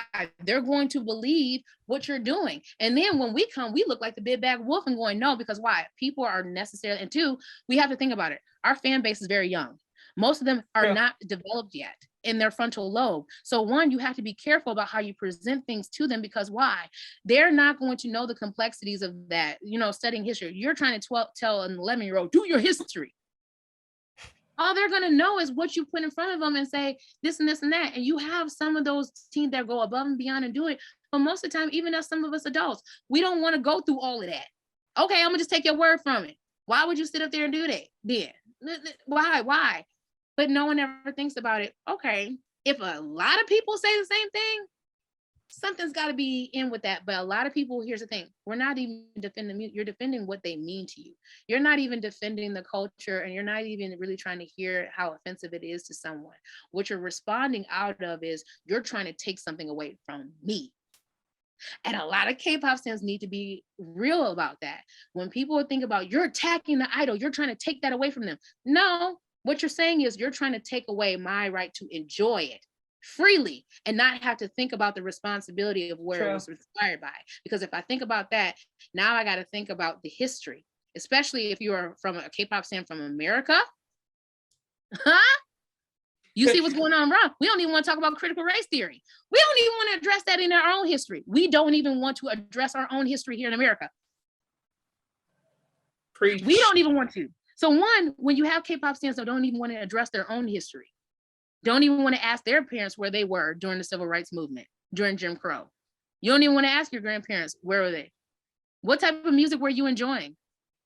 If you were enjoying the Temptations, were you segregated? Did you go to the color side, the white side? Did you join in with the other color when you was doing the Temptations? When you were enjoying their music, or were you sitting over there going, we don't like going in that town. We don't like to ask our people there because why? We don't want to know what the answer is. And one, we don't want to address it because why? It's not original, which means our quest to be an original, to be the first, to be this when we are not in our own lives is shattered, which means you shattered us. That's basically what I feel about that. So I'm actually glad that you had brought up Eminem, because notice Eminem has never one time said the N-word in his lyrics. But we can tell there are a bunch of artists that are not Black that have said it. And of course, a lot of people forget that Eminem is the most lyrical rapper. Literally, it's been proven he's the most lyrical rapper. But I'm actually glad, Lovelymonroe, that you had mentioned Afrobeats earlier in the conversation, because I'm actually African American. My parents are from Gambia. Oh. So yeah, which is in between Senegal. So, you know, Senegambian up in here. So growing up with those two worlds, you know, you could see like the culture clashes and stuff. So I got into Afrobeats in 2017, making this story really short. I was at a Christmas party at my aunt that we go every single year. And the first song I ever heard was Wizkid, Come Closer with Drake. So I was like, oh, who's this? And then my aunt was just like, how are you an African child and you don't know who this is? And I was just like, what? She goes, that's Wizkid. How you never heard of Wizkid? And I was like, okay. And she was like, do you know who Burna Boy is? I was like, no. And she was just like, how are you an African child and you don't know Afro beats? And I was like, a little embarrassed, but I was like, oh, okay. So I started listening to Afro beats. And of course, you extend your time, like you got Tiwa Savage, you got Temi, then you got Temi, because a lot of people get those, it's the same name, but with an N, and the other two different artists. Then you got Tiwa Savage, Burna Boy, Platinum Diamond, like I can name like, and then the pioneers, P Square, they one of the pioneers of Afro. Oh, you know P Square? I have my whole list. You over there, girl, I sent you my list. I sent you my. I see you. So I feel that there's a little bit of like similarities and parallels to K-pop, because once again, I was watching videos of, you know, people from Korea who I guess are American like me, or from other different countries like Europe. And they're showing videos of people who are not Black talking about K-pop, and they're saying the most ignorant things. And one of the things that most of them are saying, like, I think it's a beautiful thing that a lot of people are coming into K-pop and they're trying to learn, but it's kind of getting annoying and offensive because y'all are doing too much. And I see the parallels with Afro beats, because back when I started getting into it, I started playing it for my friends. Like, you know, when you're at the party and everybody put their iPhone in, and it's like you put yours in. I was playing Wizkid. I was playing Tiwa Savage, but the reactions were like, you know, nobody was into it. But as the years went by and the genre started getting popular, it seems that every Black American is now on the Afrobeats train. Yeah. And, you know, me being from that world, I understand where the Korean, you know, South Koreans are coming from, because I see it hypocritical. Because you got Black Americans, if I were to say right now, oh, you know, you originate from Africa. I'm not African. Yes, you do originate from Africa. Don't tell me that crap. You ever thought of looking up your ancestors? Maybe doing ancestry DNA. Why? To find out what country you come from, at least region. I don't want to do that dumb shit. Ooh, play Essence. Yeah. You see that? Yeah. Like, I saw one post which I could not relate to this more, where a person, this was an African guy, and he wrote, it went viral, where he said, from African booty scratcher to, oh my God, can you play Essence? So yeah, it's effective, because so many Black Americans are getting into Wizkid, they're getting into Burna Boy, they're getting into Tiwa Savage. But if I come to them right now and say, why don't you take Ancestry DNA? The fuck is that? I can help you pull mine up. I already got mine. Yeah, like, but I like what you said. So a lot of people, even with K-pop and this is one thing that we're trying to tell even non-Black POCs. we even in our own community have our own thing that we need to kind of like get with each other. You all are, it's a sense of non-people are not understanding. We still have our own diaspora thing that we have to think about. There are a lot of, like you said, African, you know, they're like Africans saying, hey, you are a descendant of African. And a lot of people want, no, I'm not. But half of that is too, some of us that are African American who want to embrace being African or what that means, but being told that's not your culture. I don't understand why y'all trying to come into this thing. That's not it and not being accepted. So one, there's miscommunication on both parts because it's like, one, I'm so sorry that we had African-American kids make fun of Africa. You know what I'm saying? One, you should never make fun of someone that looks like you. To have that type of narrative put on someone who just comes here in this country, you know what I'm saying? Stuff like that. That's not a thing. That should have been a thing of embracing, like, hey, you know what it is. But sometimes there are certain, you know what I'm saying? Not all, but there are certain people within the African diaspora that comes in with this little arrogance of, we are the cousins that got stole. You know what I'm saying? We are the ones that are stupid enough to be, you know, in there. And so it's a superiority complex of, at least we're from the motherland. We didn't get our culture taken away from us. But some of us African Americans are going, I'm actually kind of sad by that because I would love to have that and not be associated with slavery and that type of ridicule. I would love it. But then again, we have to look at Africans and going, hey, I understand that we have our history, but so do y'all, because y'all still being governed by a lady in England that came down and said it's a Commonwealth. If you're African, why are y'all speaking French? You know, those types of things. It's a lot of things that we're like, one, if we really saw about it, why are we fighting on these surface level things? If we all come from each other, then why can't we share? But even then, we still have to acknowledge African American, those are still two different cultures in a sense of we had to make a culture and Trojan horse it in something else and make it our own. So therefore we could have some type of connection to it. One thing, we were just trying to connect to it. And it may seem like it's the most outward part, you know what I'm saying, of it. But then again, people are just trying to connect to something that they don't really know, but we just need to, you know, figure it out. But half of it is too, we need to understand going into African culture, we are still a guest in that too. I don't know what it is, you know, the difference between. Because I've made this statement, and I don't know how you're going to feel about this, Lovelymonroe, because I hate to be that person. I said what I said. I have made the statement to Yasmin in the past that I truly believe out of every single race of people, Black Americans appropriate African culture the most.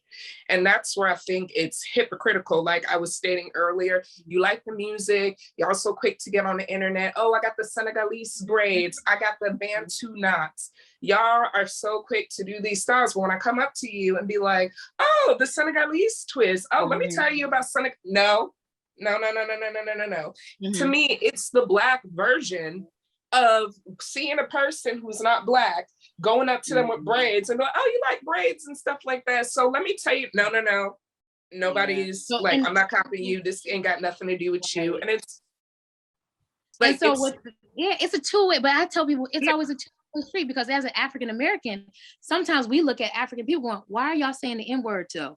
Why are y'all saying the N-word? Some of that was, half of the thing is, why do you feel like you get to say, and see, even then it's the thing of, because you're Black, I get to say it because I'm Black. But half of it is like, you didn't have that history of African American culture. But then again, even rap, we can even talk about Africa. Like, honestly speaking, their beats are a lot different than rap. But now you see a lot of Africans going into the rap segment in a sense of, well, that's it, because I'm originator. I'm the originator, so I should be able to rap. But that's not, it wasn't birthed and originated like that out of Africa. It was birthed and originated something out of Africa. So the same way could be said for African Americans looking at Africans going, you're kind of appropriating our culture too, but you're Trojan horsing it the same way that white people do, in the thing of, well, it's enjoyed by everybody, so you shouldn't even have nothing to say about it. It should be enjoyed by everyone. So then again, we're trying to say, in a sense, we want to respect where African, for me, just me, basically, I respect where you all are coming from as far as, and I'm gonna think of,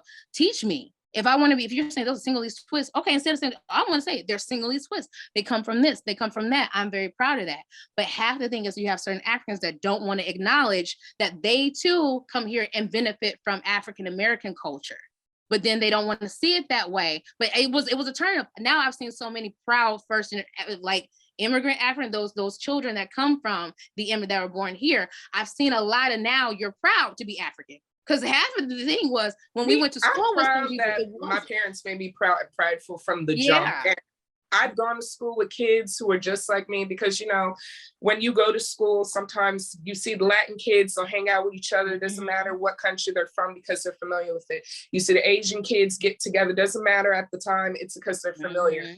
But for me, once I saw another African and I was like, oh, hey, da da da, don't call me, no, I'm not African, my parents are. What? Yeah, Don't I didn't call me understand that. I don't and that's what it confused me. But you see the confusion of an African American when we talk to other kids who are there, and we're like, "Oh, you're no," because here's the thing: we had this thing. Everyone was scared to be sent back home, but then now everyone was talking about they love Africa at home, but you don't want to go be sent back. And I was confused because I was like, "When you want to go back home?" See, me being the stupid naive person, I'm like, "When your parents send you back home, be a good thing because you love it." But see, for me, it was like I never knew. But when I was younger, I didn't think. I was like, yeah, but they're like, that's a threat. But then I was like, but I thought you were happy. But I'm so confused. But for me, it was the confusion of everyone's proud to be something when it's time to be proud. That's even like African American culture. For us, sometimes we don't want to be African until it's time to be proud to be African American, and now Black all of a sudden, Panther. proud. But it's not even an African. But see, here's the thing: we're still doing African American thing. Sometimes this is a Black thing. We still have to think about. We still have to decolonize even how we relate to each other, because most of the time we're responding out of white supremacist responses, and we have to think about even the white supremacy even within our whole community that has been pushed through it, because that's in our lens. Sometimes when we are raised in America, we have to say that we are raised in a very racial society.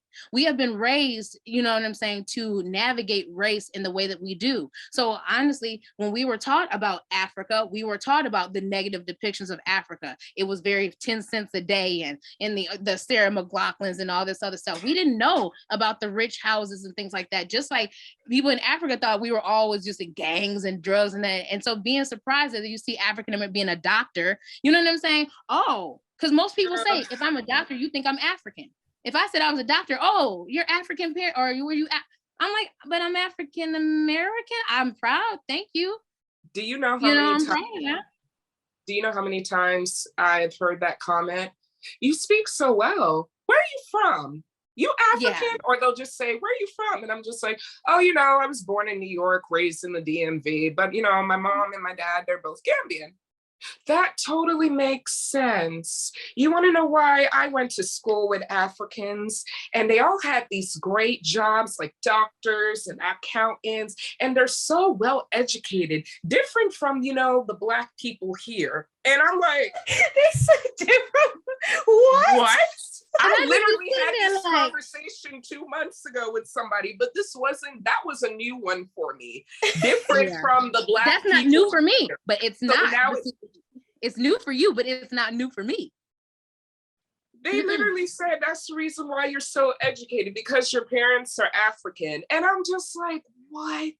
And I told my stepdad about this because my mother's a widow and she remarried my stepdad. And I remember having this conversation, and my stepdad's an accountant, and he said, you'd be surprised how many times I've talked to people who are not Black, and they told me that same thing. Where are you from? Oh, I'm from Gambia. Oh, that makes sense. Why you speak so well, and you educated, you went to Howard University. Totally makes sense. It's the way for me, if I say I have a master's degree as a Black girl, they go, oh. See, I get the, or I say I've traveled to Europe. Oh, I've been able to travel to Europe, and they go, oh, and it's that thing. So when you think about our society, we all have been raised in a white supremacist society to look at each other very different. And that's not even African Americans. We think about Afro-Latina, like the Afro-Latina community is really fighting for its life because of the fact of the matter is no one wants to acknowledge the Blackness, and no one, wants to even incorporate that they're Black just because they speak another language and they're Black just like anything else. But if you can see where we are, but once again, we have to put history into this. History is synonymous even in music and anything and how we relate, and the history of it of why we don't relate. So for me, I'm as an African American, the woman, and that doesn't suffice to speak for a whole community, but honestly speaking, I feel unfortunate that these things have to happen between diasporas, between Africans and African Americans, because we have such a such a powerful opportunity to come together, and not only for African, to teach us about a culture and a history that was taken from us. And one, that might put some sense as to why we do the things we do, because one, when I'm doing documentaries and I see, like, was it High Off the Hog? Wonderful. Oh my God, you watched that? I can't wait Yeah. for season 2. I loved it. cannot wait, because it showed me 6 episodes. It showed me a lot about my culture that I didn't know, but two, it actually addressed the whole of, were certain countries sorry for their role in slavery? Were certain, and to see what they were very, very like, no, we're sorry for our role. We apologize. But the thing is too, we got to start healing. And half of that is we are not able to heal because we are constantly put in the forefront for other people's consumment and enjoyment. And so we can't really properly heal because why? Our pain is their enjoyment. And that's sad to say that.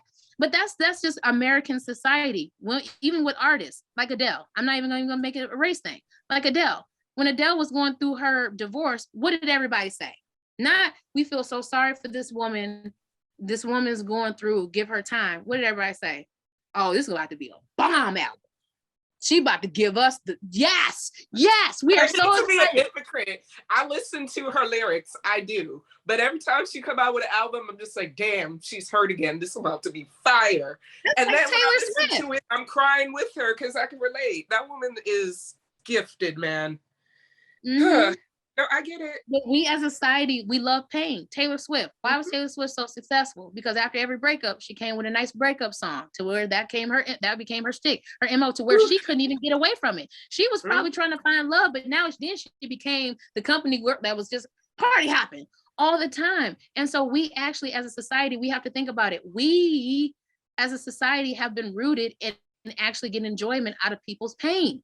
This is what America has been rooted in. And once we address where America has been rooted in, then we can present it to other cultures. Because how can we tell somebody that this ain't right when they looking at us going, that's just the same way of us going, we know we're not perfect in our society as America. But then when we look at South Korea, when we look at J-pop, K-pop, any other pop, and we go, but look at y'all society. Y'all are presenting it to us that this is wonderful. No, it ain't. When you look at your laws about how women are not as free over there, it's not. The protection laws for people and crimes over there in South Korea for women for sexual assault is not there as it should be.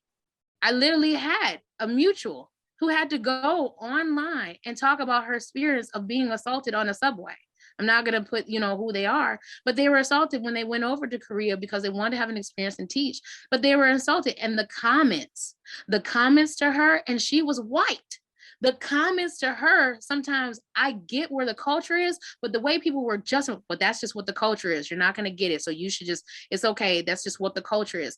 Just because that's what the culture is does not make it okay. And that's even with our society. To sit up here and demean women and have music that demeans anybody, that's not always necessarily what we need. Just because it's what's culturally acceptable doesn't necessarily make it appropriate. And I say it like that. And certain things, just because it's tradition doesn't always make it right. And I even say, even with BTS, a lot of people like to traditionalize BTS when they do so much to get out of them boxes, but still keep their aspects of who they are. But they try to be like, okay, we've proven time and time again, we're okay with breaking outside the boxes of tradition, because why? We want to make our new traditions and pave a way for people to be a little bit more freer. But even they don't get that opportunity because sometimes the fandom will not let them. The fandom will hold them to those traditional things. And I don't understand why. I don't. Yasmin, this reminds me of, you want to tell her how you've lost followers for speaking on Black issues? Oh, yeah. No. Which I did. Yeah. Which was surprising for me. Because you're a gamer channel, so that people will know the difference. Yeah. But see, in a sense, I feel, and people don't see this side, the fact that I have to sometimes look at and apologize to other people, I'm sorry that you had to experience that on behalf of my color. The fact that when I have to say that, when I sit there and go to someone, I'm sorry you had to experience that on behalf of my color.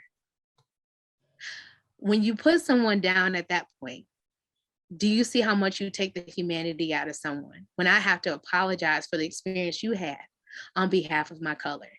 And if we don't see how that's an issue and that's a problem, I don't see how we're going to ever get anywhere when people don't see that that is even an issue, that someone has to apologize, that someone had to experience something negative on behalf of someone else's color. And not because they said something or they were the bad person or anything like that. No, I'm sorry you had to lose people simply because you were defending someone. You know what I'm saying? And that's a thing. And that doesn't, even for someone to see this, how uncomfortable it is, even for me as an African-American person, to have to sit here and go, I'm sorry you had to feel that way on behalf of my color. And a lot of people will say, well, you shouldn't have to do that. You know what I'm saying? Yeah. But in a sense, I want people to see that no one should ever have to feel that type of shame to even apologize and go, I'm so sorry that my color is such an issue to people, to where they don't even want to follow anyone else talking about it. You know, and we can talk about how far we've come, but if people are still unfollowing because someone decided to talk about something as they should and use their platform to help someone as they should, we are not as far along as we say we are. We are not. And that's the one thing of when we come to the point of when we're ready, and when it's like the help at the end when she said, ain't you tired, Miss Millie? Ain't you tired of being this way? And so when people actually get tired of it, then that's when we'll go. But until people are defending their own traumas and triggers and don't want to address it, we're always going to still come here to this point. And unfortunately for us Black people, we have hope, but then again, we don't. Because it's an unfortunate thing that we have to, in the back of our mind goes, this ain't gonna change. To be honest, a lot of people need shit pie. Like, I'm not gonna lie, not to be ignorant. A lot of people need to be given shit pie. Like, well, Okay. you know, it's like the late Paul Mooney said, everybody want to be an N-word, but don't nobody want to be an N-word. Paul Mooney said that. He said that. Yep. Everybody want to be one until it's time to get to our, well, what he mean by that. So I'll do it in about 30 seconds. What Paul Mooney mean by that for the people watching, what he meant is everyone wants to enjoy what it means to be a Black person when it's the joy. Everyone wants the Black joy experience. But when it's coming time for us to have the Black pain and for you all to feel the Black pain, then everybody gets the opportunity to bow out and go, that's y'all. Y'all come back when y'all happy. Yeah. You could sit there and tell somebody, listen, I understand what's going on with Black people and stuff, but I can't post a Black square. And by the way, even posting a Black square did not mean that you were aware. Yeah, but what did that do? Yeah, to tell somebody I can't post the Black square because I'm looking for a job right now and I don't want it to come off as a political statement. Please don't get offended. Understand where I'm coming from. God, I wish I could put them on blast so bad right now, but if I do, they're gonna kill me and then they're not gonna like mess with me no more. But I'm just like, you said what you said though, but we'll leave it as it is. So, what I've noticed, which was really strange. Okay, over the years, I've observed, just like you said, Lovely, I've observed, but in my case, I stayed quiet. I'm not even gonna front. I stayed quiet. But it got to a point where I see you as my mutual, and then I have other TikTok Black content creators specifically, and we're mutual friends. And I see what happens. They make the videos. I listened and I saw, and I was just like, wait a minute, what? What do you mean? Especially, it started with the shadow ban. It started with videos not being pushed, right? And so I took upon myself to download almost a few of the Black content creators that I've seen that is actually speaking upon what is happening in their community. So you know what I did?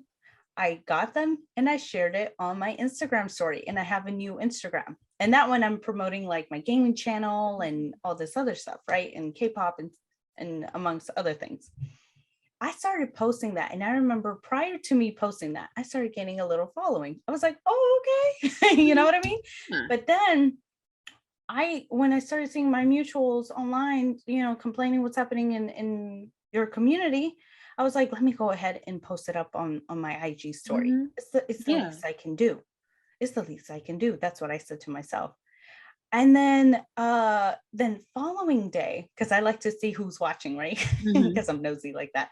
So I like to see who's watching. And then all of a sudden I was just like, wait a minute, I saw a number change. I was just like, it could be coincidence, but at this case, it's not going to be surprising. The moment I started posting up what Black content creators are actually talking about, and I full-heartedly understood, is why I started sharing the stories, because I'm seeing, and most people don't know this, but I make extra money by doing Uber, and I've had the caucasity in the car with a lot of things that are being said. So when I posted a lot of things in the story, I find it kind of funny and shady. I started losing followers, because when I was posting gaming, when I was posting funnies, here you guys are following me, liking my content. But when it's time to actually start talking about what is happening in the Black community, in the Latino community, that's when you guys dip out. And I full-heartedly understand, Lovely and Kat, when you guys tell me, you know, they're here for the entertainment, but they ain't here for like the forever, pretty much. And it's just like, damn. And I finally saw it when I started posting, when I started talking, you know? Yeah. And I think too, I see it on TikTok, and not putting people on blast, because I understand people have their own, you know, everyone has their own situation and why they won't, you know, say anything, and why that. And that's the one thing about it, is most of us from Africa, we understand why people wouldn't want to speak up, because why? We understand you are putting yourself in a line of fire to where you gonna experience some things that you had never seen before, and someone should never have to experience that. You're going to experience something which people should never have to experience. And we understand that when people say they don't. But what gets me is, you get people in your comments every day saying, I support you, I support you. But when you go to their page, and people can say, well, I don't like showing my face. Okay, well, you can post, everyone does it now. You can post a screen and put in your words and say it from there, or you can re-download a creator's video and put it on there. It's at the point where I'm tired of the pacifying of the comments saying I support you, but then when I go on their page, there's no support at all. Or when we have people in the comments that are saying out of the way things, and people are reading the comments, people do not defend, you know what I'm saying, their favorite creators. People do not defend their favorite creators the way they need to, saying, hey, we do not do that here. You can take that somewhere else. We do not do that here. You know what I'm saying? Not threatening, not, you know, sending death threats, but no, reporting. We do not do that here. Offer your page as, you know what, let me save this, you know, this person's stuff and repost it on my page and tag them in it and saying, you know, I'm not of the community, but this is what's going on. Or, you know, out of your support. But a lot of people like to do that whole, I would say something, but I'm not confident enough. But you are confident enough to tell me that you would say something, but you're not confident enough. You are confident enough to tell me that you don't want to step up for me. Wow, that's very bold. I'd rather you just saw the video, kept scrolling. But you are bold enough to tell me that I am not confident enough to defend you, but I am bold enough to publicly tell you I'm not comfortable with defending you. I'm job hunting. Political statement. You're comfortable, but a lot of people don't see it that way. You are comfortable enough to tell me I'm going to continue to hide in the shadow with you. I see what you're going, but I'm going to continue not to be involved with it because of X, Y, Z. But you didn't have to tell me that. You didn't have to tell me that. I'm not looking through everybody in my following list going, yeah. No, but sometimes they telling themselves. Everyone loves to tell themselves in a way. In a sense of, one, you just want someone to know. And the thing is, I tell people, if you just want someone to know something, then yeah. I think people would sometimes respond because they just want people to know things about them. Even then, when I talk about, like, I'm talking about it. Even when the K-pop, and even for me as a K-pop fan, like whatever, it really kind of annoys me too. And I've talked about it. Most of us K-pop fan, and that's why I even tell some of the creators, big creators, even here, diversify your content on your page. Do not just do solely K-pop content, because when you do that, you put yourself in a box of that's just who you are. Everything has to be incorporated in K-pop. And I tell people, K-pop does not always have to be incorporated in everyone's life. And I see it how it is on people on the out in the cabin. I don't know, you touched on it, earlier about sometimes I get the annoyance of how when we are sitting in a circle, sometimes I don't want to talk about I want to see where you are as a person. I want to see where you are. Okay, what has K-pop taught you about being a human being? What has it? You talk about, what I'm saying? We bring it in. What has that talked about? But I say like this, there's examples even on my page. I will post content that is very serious to me. You know what I'm saying? Something about family or even Black History Month. I will still get a comment from someone going, hey, I have this K-pop related question, da, da, da, da, da, da. And I have to kindly say, hey, I have so many other videos of K-pop content, and you chose to literally ask your question about K-pop content on a video that had nothing to do with K-pop at all. Do you see how disrespectful that is? Especially if I'm talking about something and I'll talk about Black history. I'll say that in a sense, I know people don't do it, but that's kind of disrespectful to me. I literally made a video about talking about my family history, not to put anybody on blast. And if this person sees this, not putting you on blast or anything like that, it's just an example. I was literally making a video talking about Black history and my family history and how I was able to trace my family back, 1868, which is a privilege. I tell people I feel privileged as an African-American to even have that family history, to know where my family comes back, dating back to then. Do you know? And I was like, wow, this is just so amazing. Nothing about, I didn't even use any K-pop music. Literally someone said, I have a question about an army bomb. To me, I go, I love K-pop. I really do, but that's not my personality. My page is devoted to helping, those through K-pop with mental health, explain these things. So therefore we can properly navigate this thing together. But I also want to show that there's a different side of me as well that you to get to know, not just for your entertainment. I want to be here as a diverse person and not just an entertainment commodity. And when you do something, one thing I learned, when you do something outside of that K-pop content, that's exactly when you start losing followers, when you start doing that, because why? That's not what they followed you for. That's exactly what I get. That's not the content that I followed you for. But do you see what it is? They only followed you for the content, not you as a creator, not you as a person. And sometimes that makes me feel as I'm being objectified as a creator here on this app, because one, you still don't see my issues. As a Black person, you just went, oh, that's a nice video, but here, I have a question about K-pop. I'm literally talking about my family history and what it means to be Black, and something that I uncovered about my family history. And you're trying to tell me it's an emergency, so much so that you had to put on a video that had nothing to do with K-pop, when I literally have thousands of videos. Literally the next video after that, you could have went on my, what that told me is you don't want to go on my profile page. You don't want to get to know my videos, because then I see the spam liking. That to me, I don't even care if people follow me. I told them I will block you. I don't care, because you should know better. Which means you didn't watch my videos when I explained to you what spam liking is and how it hurts our page over here, which means you never really watched my videos. Because if you watch my videos, even with the K-pop stuff, you would have seen what kind of person I am, what I command, where my personality is, how I feel about things. One, you would have saw the video that I addressed it, of why that's dangerous. So even then, we have to address even how we consume creators' content here on TikTok. Even the Black creators, and how we address them, because we can see that as disrespectful. There's no way if I am going to comment on someone talking about, their experience as an age, you know what I'm saying? And this is that. And then I go, oh, well, by the way, I have this question about this concert. If I have this bag, would they let me into this show with the bag? You're literally talking about your family, or what it means for you to be proud. And I'm telling you, okay, well, I got a question. Can I put this back? This is when I say sometimes we talk about people on the outside world, locals are tone deaf to K-pop stans, but we as K-pop stans have to learn as a community, sometimes we are tone deaf to other people outside of us. And there has to be a thing of, we got to have that balance. We want to share our thing, but we have to think about not everybody wants to share with it 24/7 like us. So we have to blur that line. But I feel like even on TikTok, well, in our community, if more creators like yourself stop being so afraid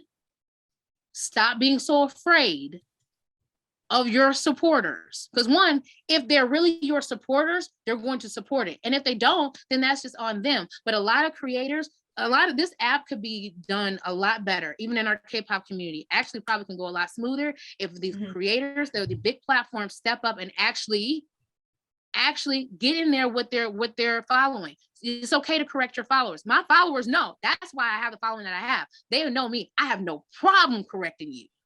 Even in a comment, I don't care if you've been following me for 3 years, if you were here from the jump, do something out of pocket. I'm gonna tell you it's out of pocket because I care about you as a creator. I will literally DM you and go, yo, hey, did you realize what so-and-so is? Because why? I'm not just a creator that's here that wants the views and wants the accolades, that wants everybody to kiss my ass every day and make me the HBIC.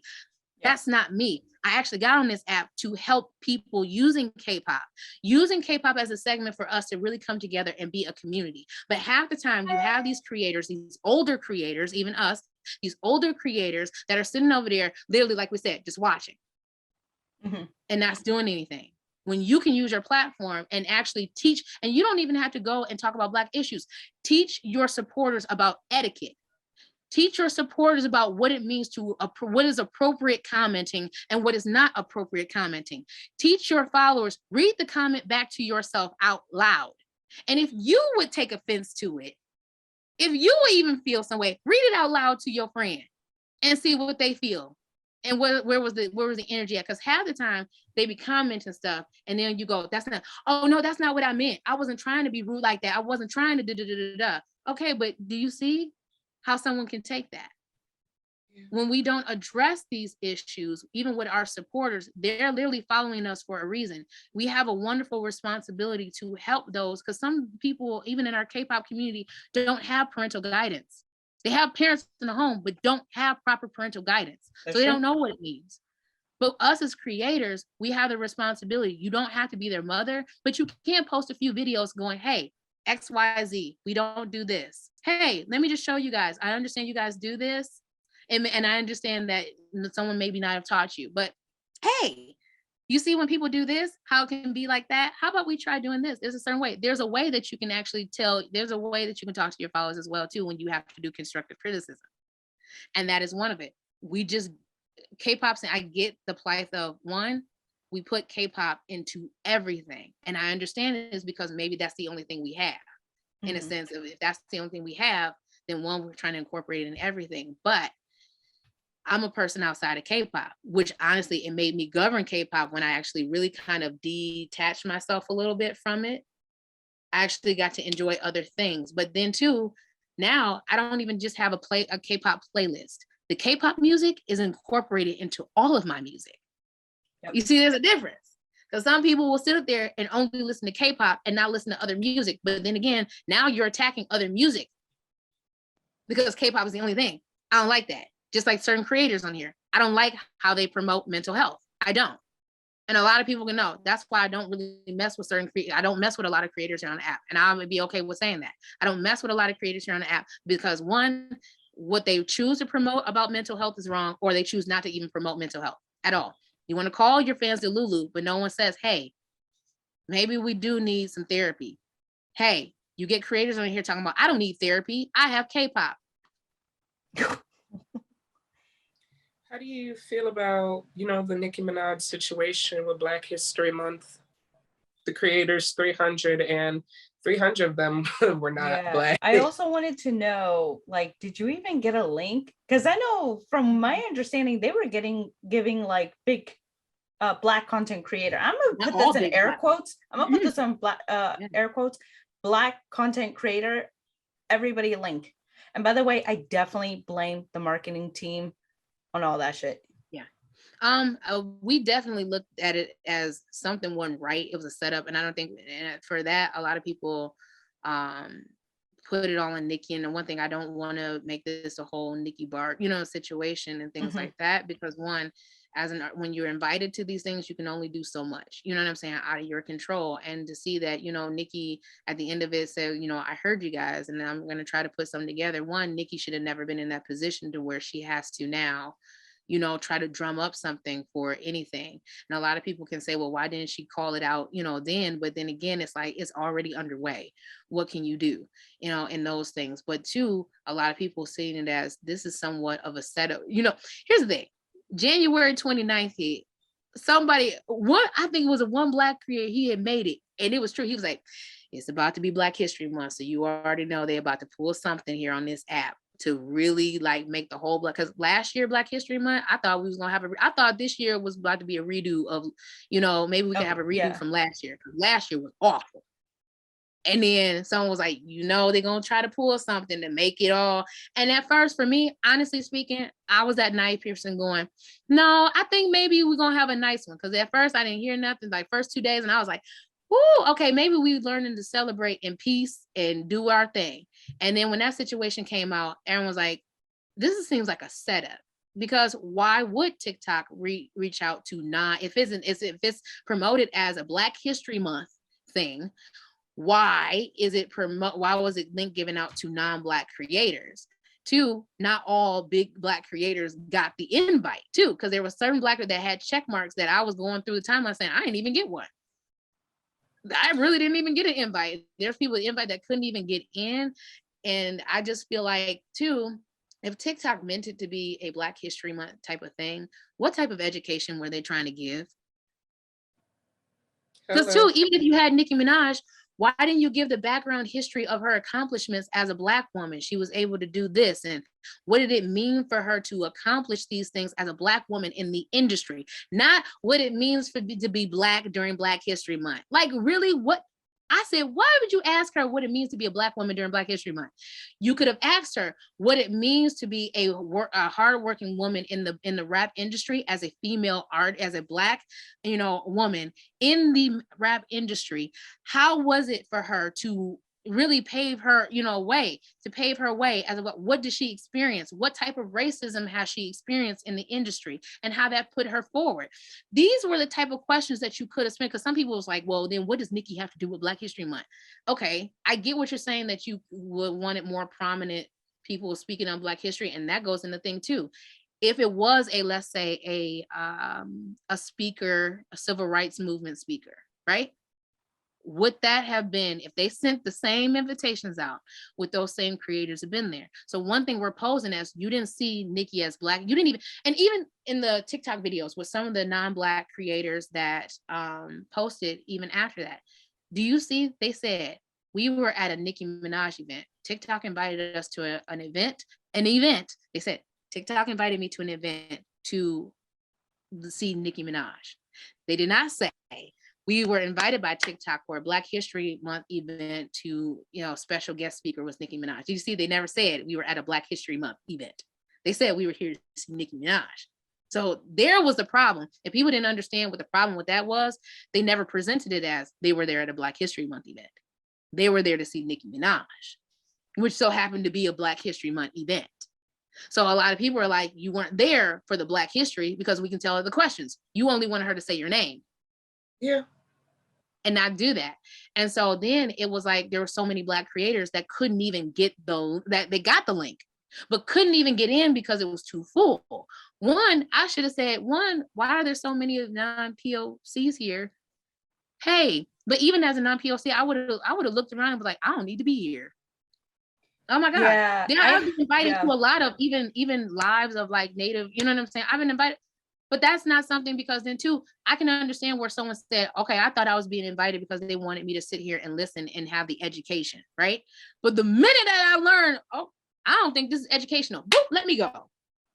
This is not educational for me. I'm not getting anything out of it. I would never want to take it. Like someone even said that. If it was, she made the analogy. Everyone knows we love Selena.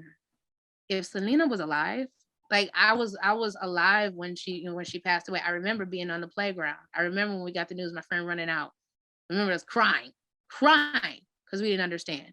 But if she was alive today and there was for, Latinx, for that month, if she was a special guest speaker that day and I got an email saying, God, you get to see Selena. Here's the thing. One, as much as people were like, you would go and take that opportunity. No, I wouldn't. As much as I would love to go. God, that's very tempting to me, because as much as, you know what I'm saying, I love her. But then again, she does not mean to me as much as she would mean to you, Yas, in a sense. Yeah. In the sense of, she does not mean the same to me as she would mean to you. So that would mean to me, if I was friends with you, I would have to think about it. If I got a link and my friend didn't, but it meant more to her because she's a part of that culture, I'm taking somewhere away from, or here's the thing, I'm gonna use my link and go, hey, Yas, get on the link. Here it is. I'm gonna forward it to you. Because one, that's an opportunity for you to see representation of you. And who am I? And that's even for someone who's Afro-Latina, Afro-Latinx. That's me taking something away from them because they have closer proximity to her than I do. And I think a lot of things is people want to be so close, people use their proximity as a way to Trojan horse themselves as I'm entitled to be here. You're literally using your proximity as an entitlement to be there.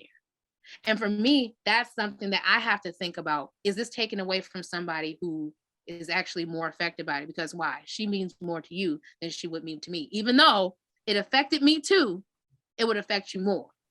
And I understand that. But the fact that I understand that is a thing of people are not getting. But half of that is their generations before, even my generation as a millennial, dropped the ball with keeping the generations underneath us going, hey, you need to be reminded of this.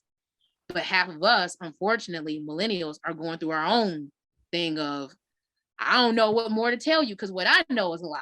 So I don't even know how to govern you because here's the thing, I'm getting lied to myself. So I'm trying to govern this thing out. And I told people I have to apologize to Gen Z. I really do. I tell people as a millennial, I apologize to them because here it is. I wish I could help them. I wish. But here it is. I'm literally trying to figure this out myself. And I love their tenacity. I really do. I love how they are so passionate and how they just do not, when some need to get done, they will do it. Like I said, was I proud of the K-pop stands during Black Lives Matter? Oh my God. I was so proud. I still am. I don't care. I still am proud. I said the K-pop community shut down police stations. The K-pop community literally told the president to suck it by literally, buying stuff and telling them that ain't nobody coming to your convention. That's some ballsy type stuff. I will apply because as a millennial, I don't think we would ever sit up there. Did we just make a funny meme about it and just laugh on and go? But I love that they want to attack and want to make things better. But half of it is sometimes it's like the scrappy do. I literally call them scrappy do. Let me in. Hey, slow down. We on the same team here. I get it. I get it. Yeah. I love it. But sometimes it's the whole thing. You can't tell me what to do. And now I get it. And I was like, I was young just like you. So I get where the whole thing is you don't know. You obviously don't know. But now that I'm older, I'm like, ooh. That's even how I come across, even in the K-pop community. I've been in here for 3 years. And some of the videos that I've done back then, I might look at and go, oh my God, I absolutely hated how I portrayed myself. I even told my followers that. I said, was it months ago, I had to apologize. I said, let me apologize to you all. If for the last year and a half, I've been selling you a dream, or I've been on this app selling you Disney, trying to be that Martha Stewart, you know what I'm saying? The hey, Tabitha Brown, hey there, that type of thing. I have to apologize for that because when I think is I was selling you toxic positivity. But half of that was I was just trying to be positive myself and keep the peace. You know what I'm saying? Let's just try to keep the peace. Is good. But half the thing is that's not keeping the peace. That's literally putting a Band-Aid on it. And I had to tell people, I'm so sorry that as a creator, I did not give you a real experience of me like that.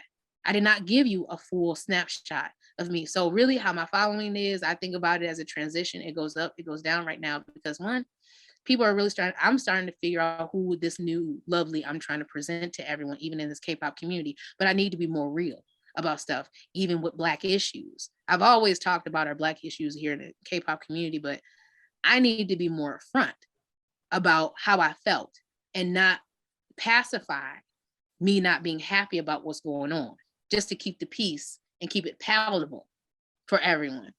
And there's a thing of too, as a K-pop stan, if you are standing, and this is to my non-Black, even you are standing people who are POCs just because they look white. just because their skin is a lot lighter. You are standing POCs and have the nerve to sit up there and tell another POC that their experience is not valid. One, what you're saying is their experience isn't valid. The K-pop community, even like BTS, they literally tell you that they experience discrimination, all this other stuff. Yeah. So yeah, that's what I'm saying is when we think about what is, what's this created for. But just to wrap it up, honestly speaking, I say that in segueing back into the TikTok conversation. One, the reason why we had so much awareness about what was going on, and we may not have had any prominent changes, from it. One, thankfully so that we did have an artist, Nick, to come out at live and say, actually, I heard what you guys are saying. So one, that was a comforting thing to go, well, one, she did actually realize that there was an issue. She heard us enough to know that there was an issue. But one, I have to commend and champion those creators. So the first person that I knew that I follow, she's a wonderful creator. I love her as a Black, like, honestly, she is so out of the box and creative. I love it. But I really commend Nicoya because that was the first creator that I saw talk about the meeting right after the meeting and actually say it wasn't what it was supposed to. And the hate that she got for even saying that at first was just like, man, I see how you don't really champ. No one even asked her about what her experience was in that chat room. They immediately just went on, it was like, for me, I was like, whoa. Like no one even asked what the heck happened. She's literally there. So one, she's not gonna say nothing that's not, what I'm saying, like that. She's gonna tell the truth. And one, for her to even come out and say that was like, for me, it brought me the awareness. But when I say and I saw it when she went out, and other creators started going out and talking about it, then you had more creators being comfortable enough to going, hey, no, this was an issue. And then you had a community of people who were like, I wasn't there, but nah, that's not it. We saw a whole mass of creators use their platform and speak up. But one of the things is really, once again, the Black creators are always going to speak up. I was waiting for non-POC and I saw it. I was able to see, it's not as much as I would want to, but I was able to see enough to make me go, no, they did say that.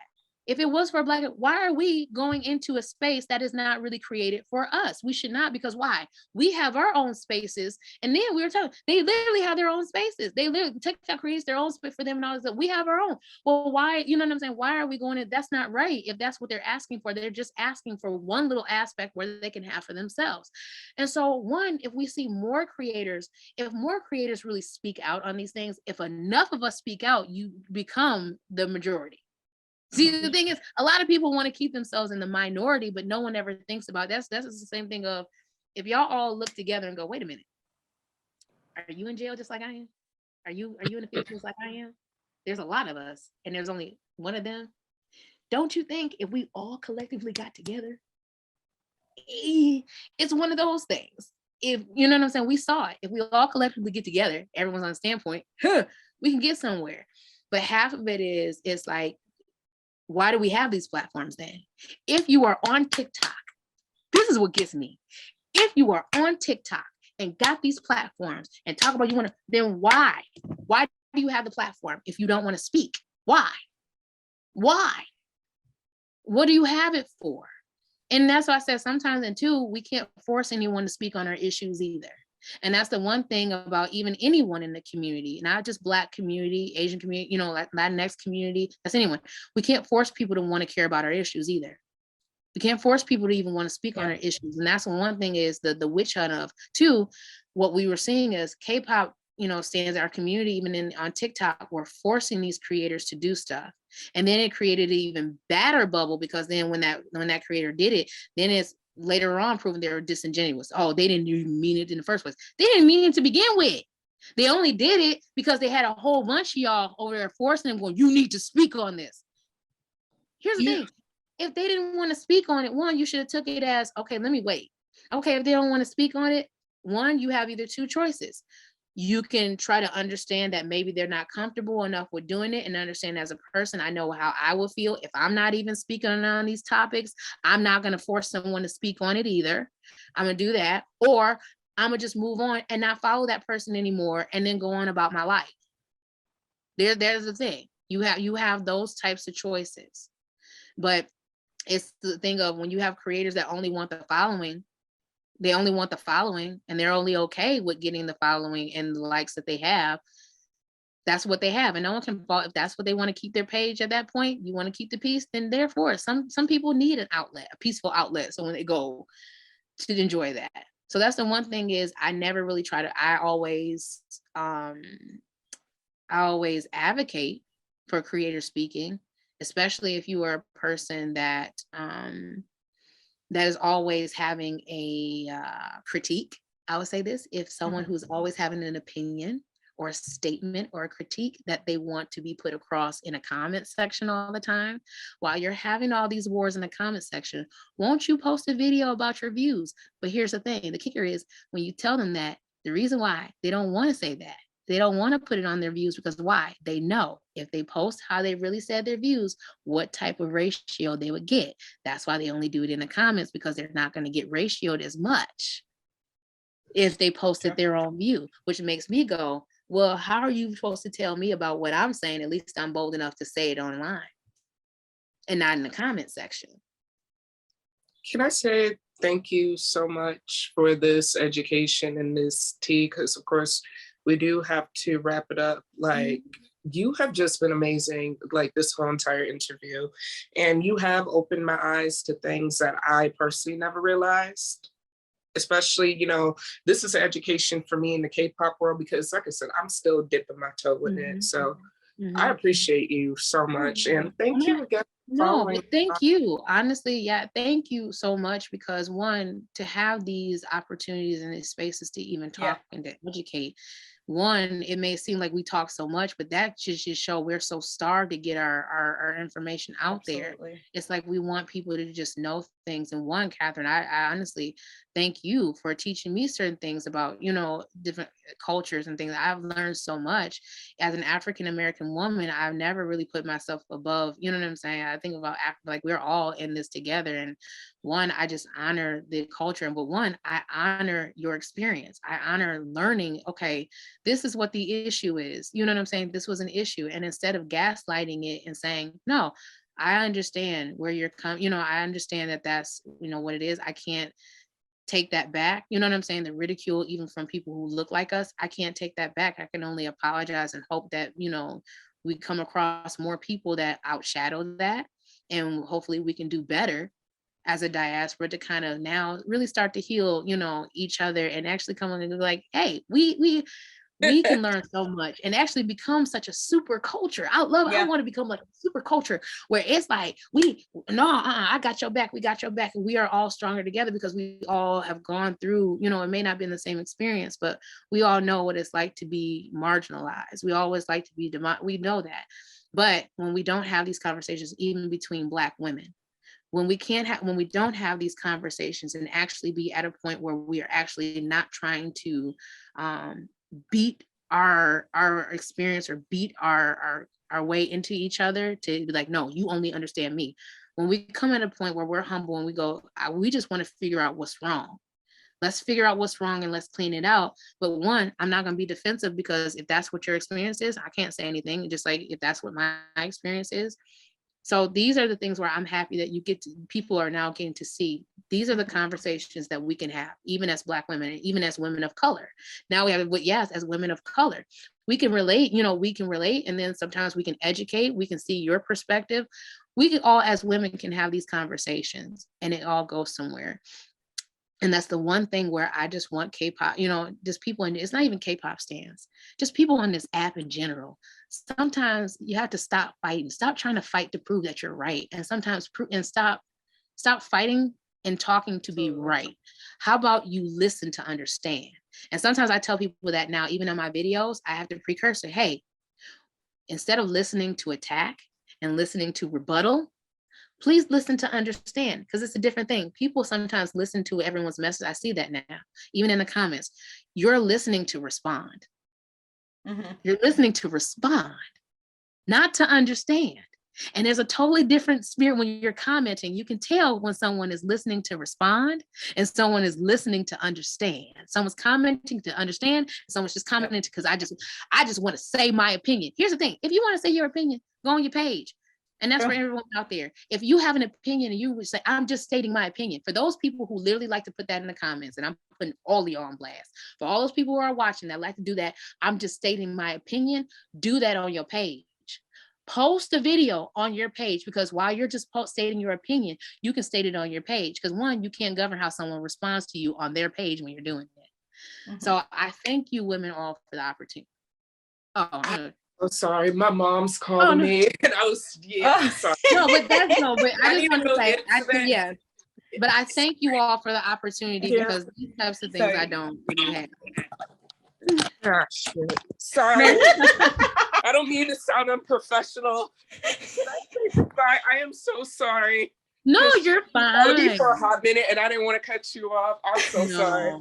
You're good. No, but I just wanted to say thank you all for the opportunity. Hopefully that I can invite you. I gotta go. I'm sorry. Yeah. Okay. Go ahead. Sorry. All right. Thank you for that.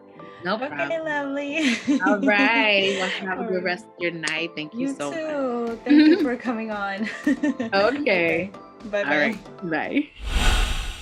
I know you had to go.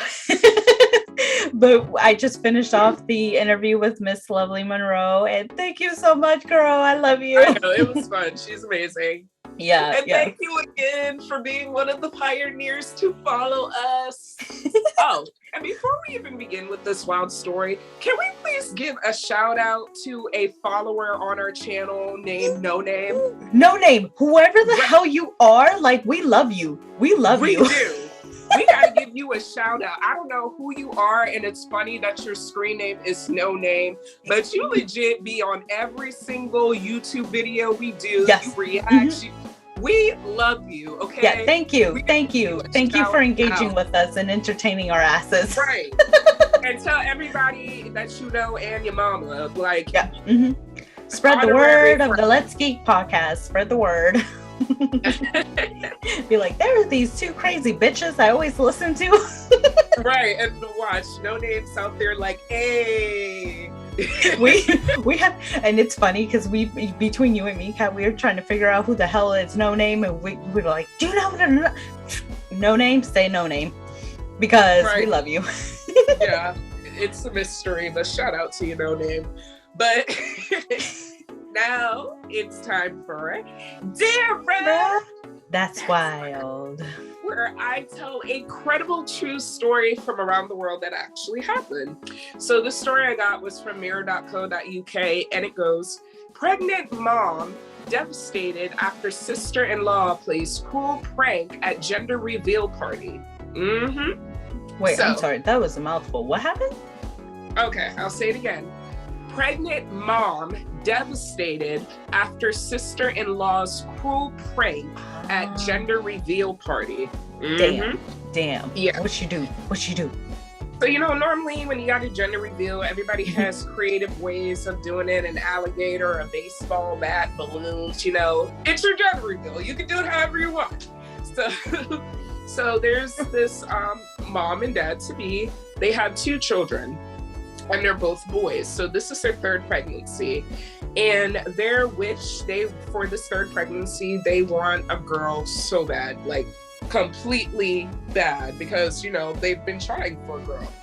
So what ended up happening was, of course, her sister-in-law, her husband's sister, was the one that was doing the gender reveal. And they had a cake, and they also had the balloons. So there they are. Woo! Let's find out. They have the balloon. They pop the balloon. It's pink sprinkles, the pink confetti. That comes out. Girl. So everyone's screaming, and it's like, yeah. Oh wait! Don't tell me. Something's telling me. Something's. They're happy. They're excited. So it was time to cut the cake, right? Oh. When they cut the cake, they revealed the cake. It's a gender reveal cake. The cake was blue. Meaning, I had a feeling. The sister-in-law was pranking her with the balloon. They were never going to have a girl. Yeah, she just put it in there to play with them. And when they opened the cake, cut the cake and opened it, it was blue, yellow cake. And they're actually having a boy. So of course, people are just like, bruh, Yes, and I'm gonna be honest, if that was me, you would piss me off. You know, everybody has a sense of humor. I personally have a sense of humor myself, but that's one where that's not funny to me personally. That's not funny, especially if you've been waiting for a specific, you know what I mean? Like why? Yeah. Yeah. Somebody come hold my belly. I'm about to whoop this ass. You said hold my belly. There's actually a video of it, but you know, they handled it like, geez, because you know, they were excited. They're like, oh my God. And then when they opened the cake, they were a bit confused, and they're just like, oh, wow, okay, we're having a boy. That's kind of like the reaction. They didn't do the most with their reaction, but they were kind of blown. And of course, this is posted on TikTok, and of course, the comment section is mixed reviews. People are just like, this is so messed up. I would never talk to her if that were me. She knew you guys wanted a girl so bad. Why would she play with your emotions like that? You know? You know what I was thinking? Mm-hmm. You know what I was thinking? This can't be as bad as, or what was it? Was it the first episode or prologue episode of this season about that, like, the sister-in-law making that cruel prank? I don't know if I can like at this point. I think, you know what? I think we can pass this. It's like, okay, bitch, I'm gonna get you. Just wait. But like, there's a trend. It's not bad. I feel like there's a trend with sister-in-laws right now who want to be you're petty. Right. Yeah, who want to be petty for no reason at all. I don't know what it is. I can understand of the whole pettiness, because I'm not trying to get too personal in my life. You know what I'm saying, Kat? You already know. But like, if your brother's wife got you fucked up, I don't know. You know what I'm saying? You know, like I feel like there might be more to the story than what people let on. Like, do you know what I mean? Like, I get it. There's some, granted, that it's just supposed to be a harmless joke or whatever it is, or maybe there's more to the story. Who knows, right? Because we only get one version of a story, and that's the thing about like TikTok or anything that you upload, whether it's Facebook, whatever. You're always gonna get the one-sided story until that other person that was involved in the video is going to tell their story. I don't know. That's just me. You know, me, I would really pray and hope that, you know, when my brothers get married, that my sister-in-law is legit like my sister, because, you know, I want to sit down and talk shit about my brothers, you know, with somebody. Oh my God. Yes. And I want that relationship where I can be like, yeah, I know he's annoying. He annoys me too. Let's go get our nails done. Like, I really want my future sister-in-law to be like my sister. God. However, why are you so violent? What do you mean violent? To want to hang out with my sister-in-law? No, to talk shit, like for real. Oh, you know, I'm just joking. You know, I'm joking. She's being serious, low-key. But I'll be completely honest, though. I don't wish it, but if I had a sister-in-law that does too much, I'll probably talk to my brother and be like, yo, talk to your female dog, because if she keeps playing with me, I'm gonna slap her ass into 2030. That's all I was saying. Notice I was polite. I said, talk to your female dog, because I was polite about it. I didn't say the scientific. Listen. Let's just hope your brother actually does speak out, because, you know, you got some people, some brothers and sisters, right, that will be like, what can I say? That's how she is, or that's how he is. Ooh. My mother, she don't play that. I remember one time I was telling her the story of another friend's experience with their sister-in-law. Mm-hmm. I'm not going to put their business out there and tell the story, but it was just a funny story having to do with their baby in a bathtub. And it really wasn't that serious. I agree. Okay, she was mad because she gave the baby a shower. I'll just say it. And apparently you're supposed to bathe. She read that you're supposed to bathe. Apparently you're supposed to bathe a baby, like she read you're supposed to bathe a baby like every other like 2 days or something like that. So she told them like, don't bathe my baby, and they gave a baby the bath. And she was tripping. You guys don't respect me. I'm taking my baby and going. Talk to your mother and your sister. They don't respect me. And I thought it was hilarious. So I told my mom this. And I'm going to be speaking Creole. Yasmin, please don't ask me to repeat it. Because if I have to repeat it... No, but can you at least translate it? Yeah, I will. But Okay, if you make me do it again, I'm going to screw it up. Okay, slow it down. Go ahead. Yeah. She said, basically, this is what she said in English. She said that she was just like, if your brother's future wife try me like that, I will slap the TT so bad, your brother no go talk to me for a long time. Basically, in Creole, she was just like, if your brother's wife tried that with me, I will slap her so hard, your brother's not gonna talk to me for a hot minute. That's basically what she said, because she was just like, I wish they would try that with me. And I'm just like, they ain't ready for my mother as a mother-in-law. Like, they're not ready. So, your mama means business. Your mama means business. She don't play. She's the stereotypical, like, I love my baby boys, but she's not the petty one that will like get involved in every, all our business. Thank God. She's never that woman that I know if I have an issue with my partner that she'll call my partner and cuss him out for me. I'm glad I don't have relationships like that with my parents. I'm not trying to judge, but yeah, my parents aren't like that either. I mean, unless it's something really serious, like it involves their like their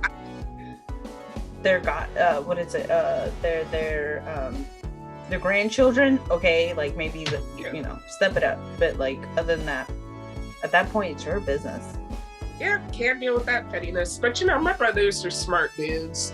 My older brother, because I'm the oldest, but the oldest of the two, I joke he likes cocoa butter chicks, like Erykah Badu, and that kind of people who have vibes like that. Lauryn Hill, the locks or that's his kind of type. Whereas my youngest brother, I'm still trying to figure out his type. He seemed like stereotypical young black boy that be going after every single girl that just look pretty.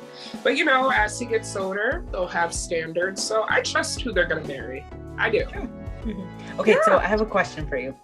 What? So if I planned your baby shower, what happens if I gave you a balloon and a piñata and then a cake and then a cupcake? And it went and then it went from blue and then pink and then blue and then pink, yellow and then purple and then blue and then blink. What is that? And then I'll be like, Yasmin, you got me effed up right now. What's the gender of my kid? And then hello, I take off my shirt and underneath my shirt it's gonna be half blue and half pink. I'll be like, there you go. You know what? Hold my belly. Ow,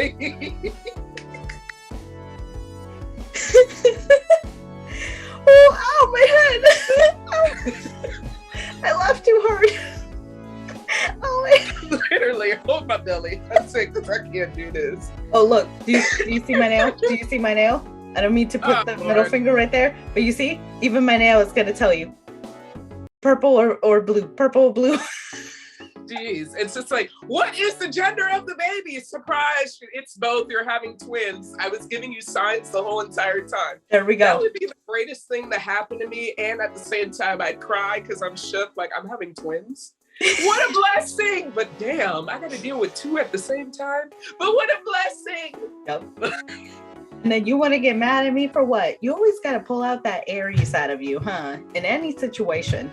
And then you want to apologize after you start yelling at me. And it was like, for what? For what? I can't help it with the Rams. Whereas Yasmin, you're over here like...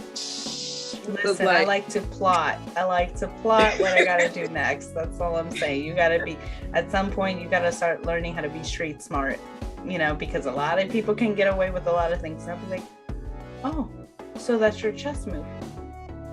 Okay. I got you. Well, that was a fun damn bro. That's wild.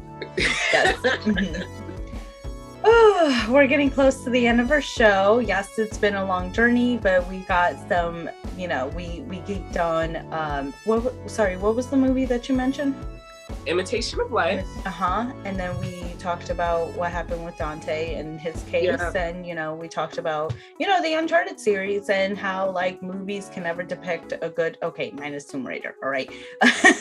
I'll give you that one. A good depiction. And it's all about, you know, immersion experience and how people play their video games. And then we had a really nice conversation with Lovelymonroe and, you know, K-pop, anti-blackness, and, you know, I hope everybody can, like, hopefully you guys can, like, take something from this today. You know what I'm saying? So just very educational.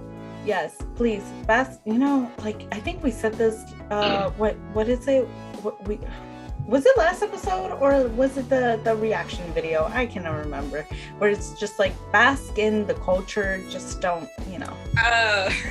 You know, that was the episode in general. Yeah, that was okay. It was because I couldn't remember if you said that for the reaction like, music video or not black skin. Like literally, I'm still saying that feed the children, not darken the skin, man. Yeah.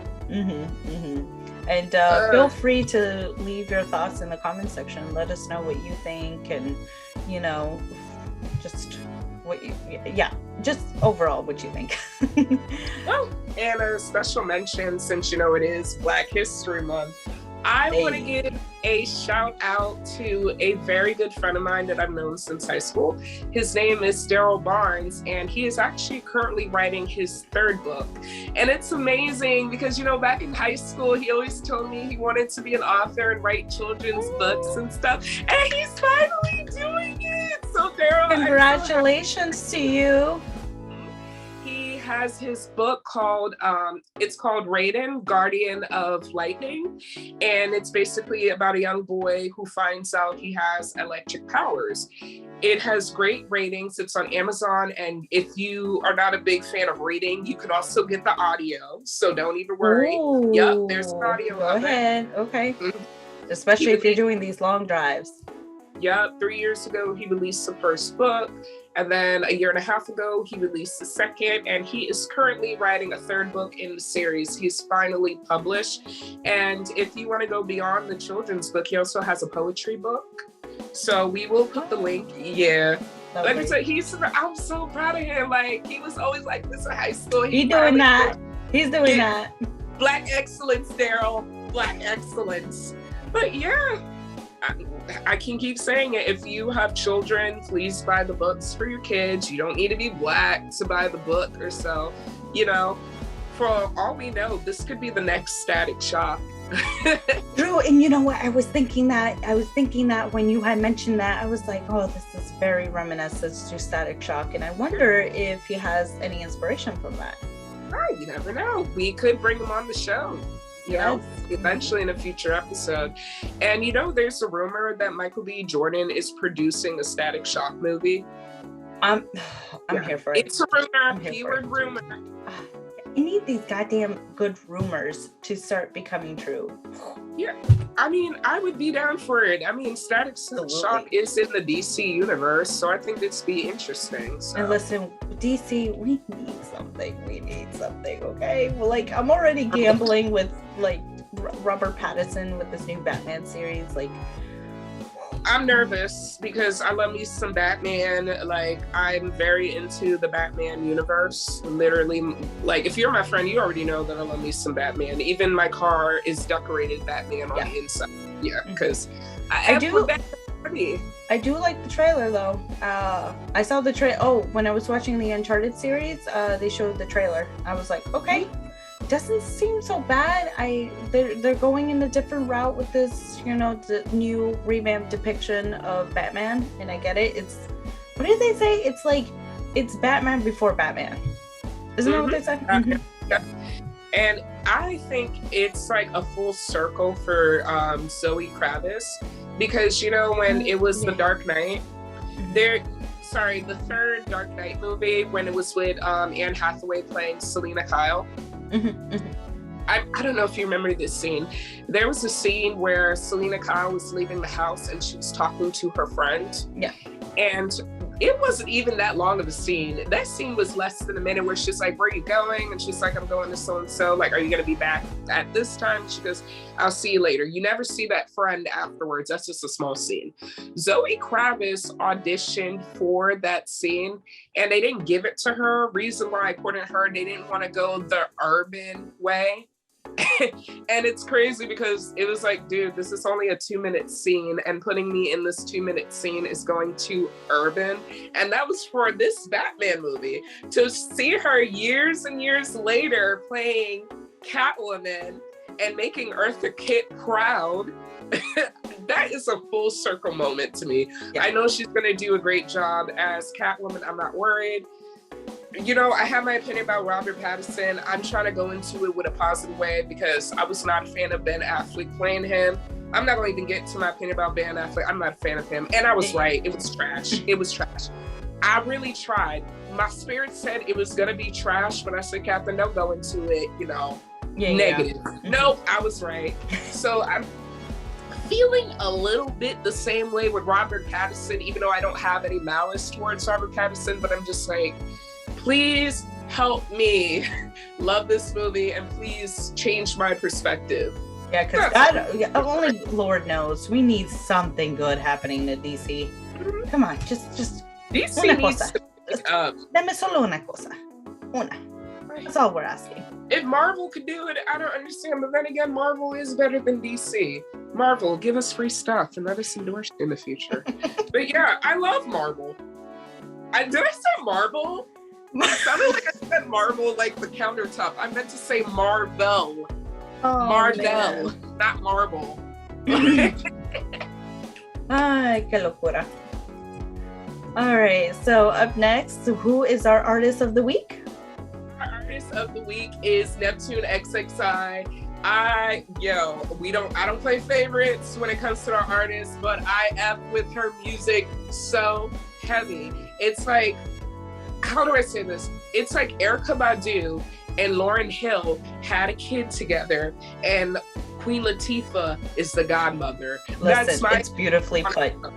She sings, she raps, her songs are so well put, but this is the song Honeybee. I love this song. I listened to her album that she released. It's great.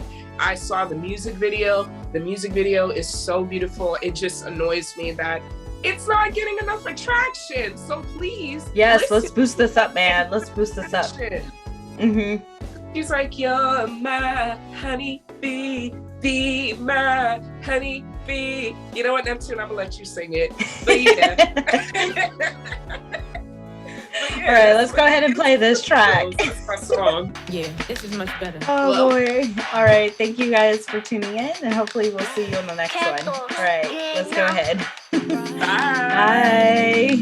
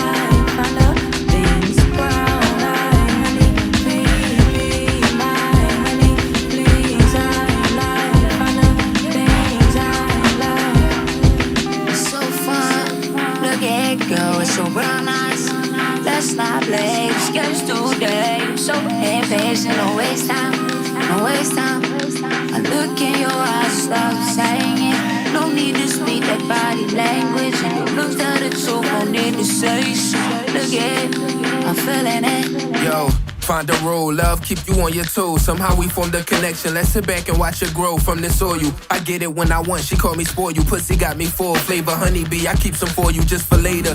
But I'm more in love with her intellect. And when she catch her attitude, we both know know what happens next. Moment of silence, someone had to break it. A bond built off trust before I seen her naked. Hey yo, you wanna argue now or later? By now I can tell when you just want the attention. You told me I'm your world, you the solar to my system. Yeah, you the solar to my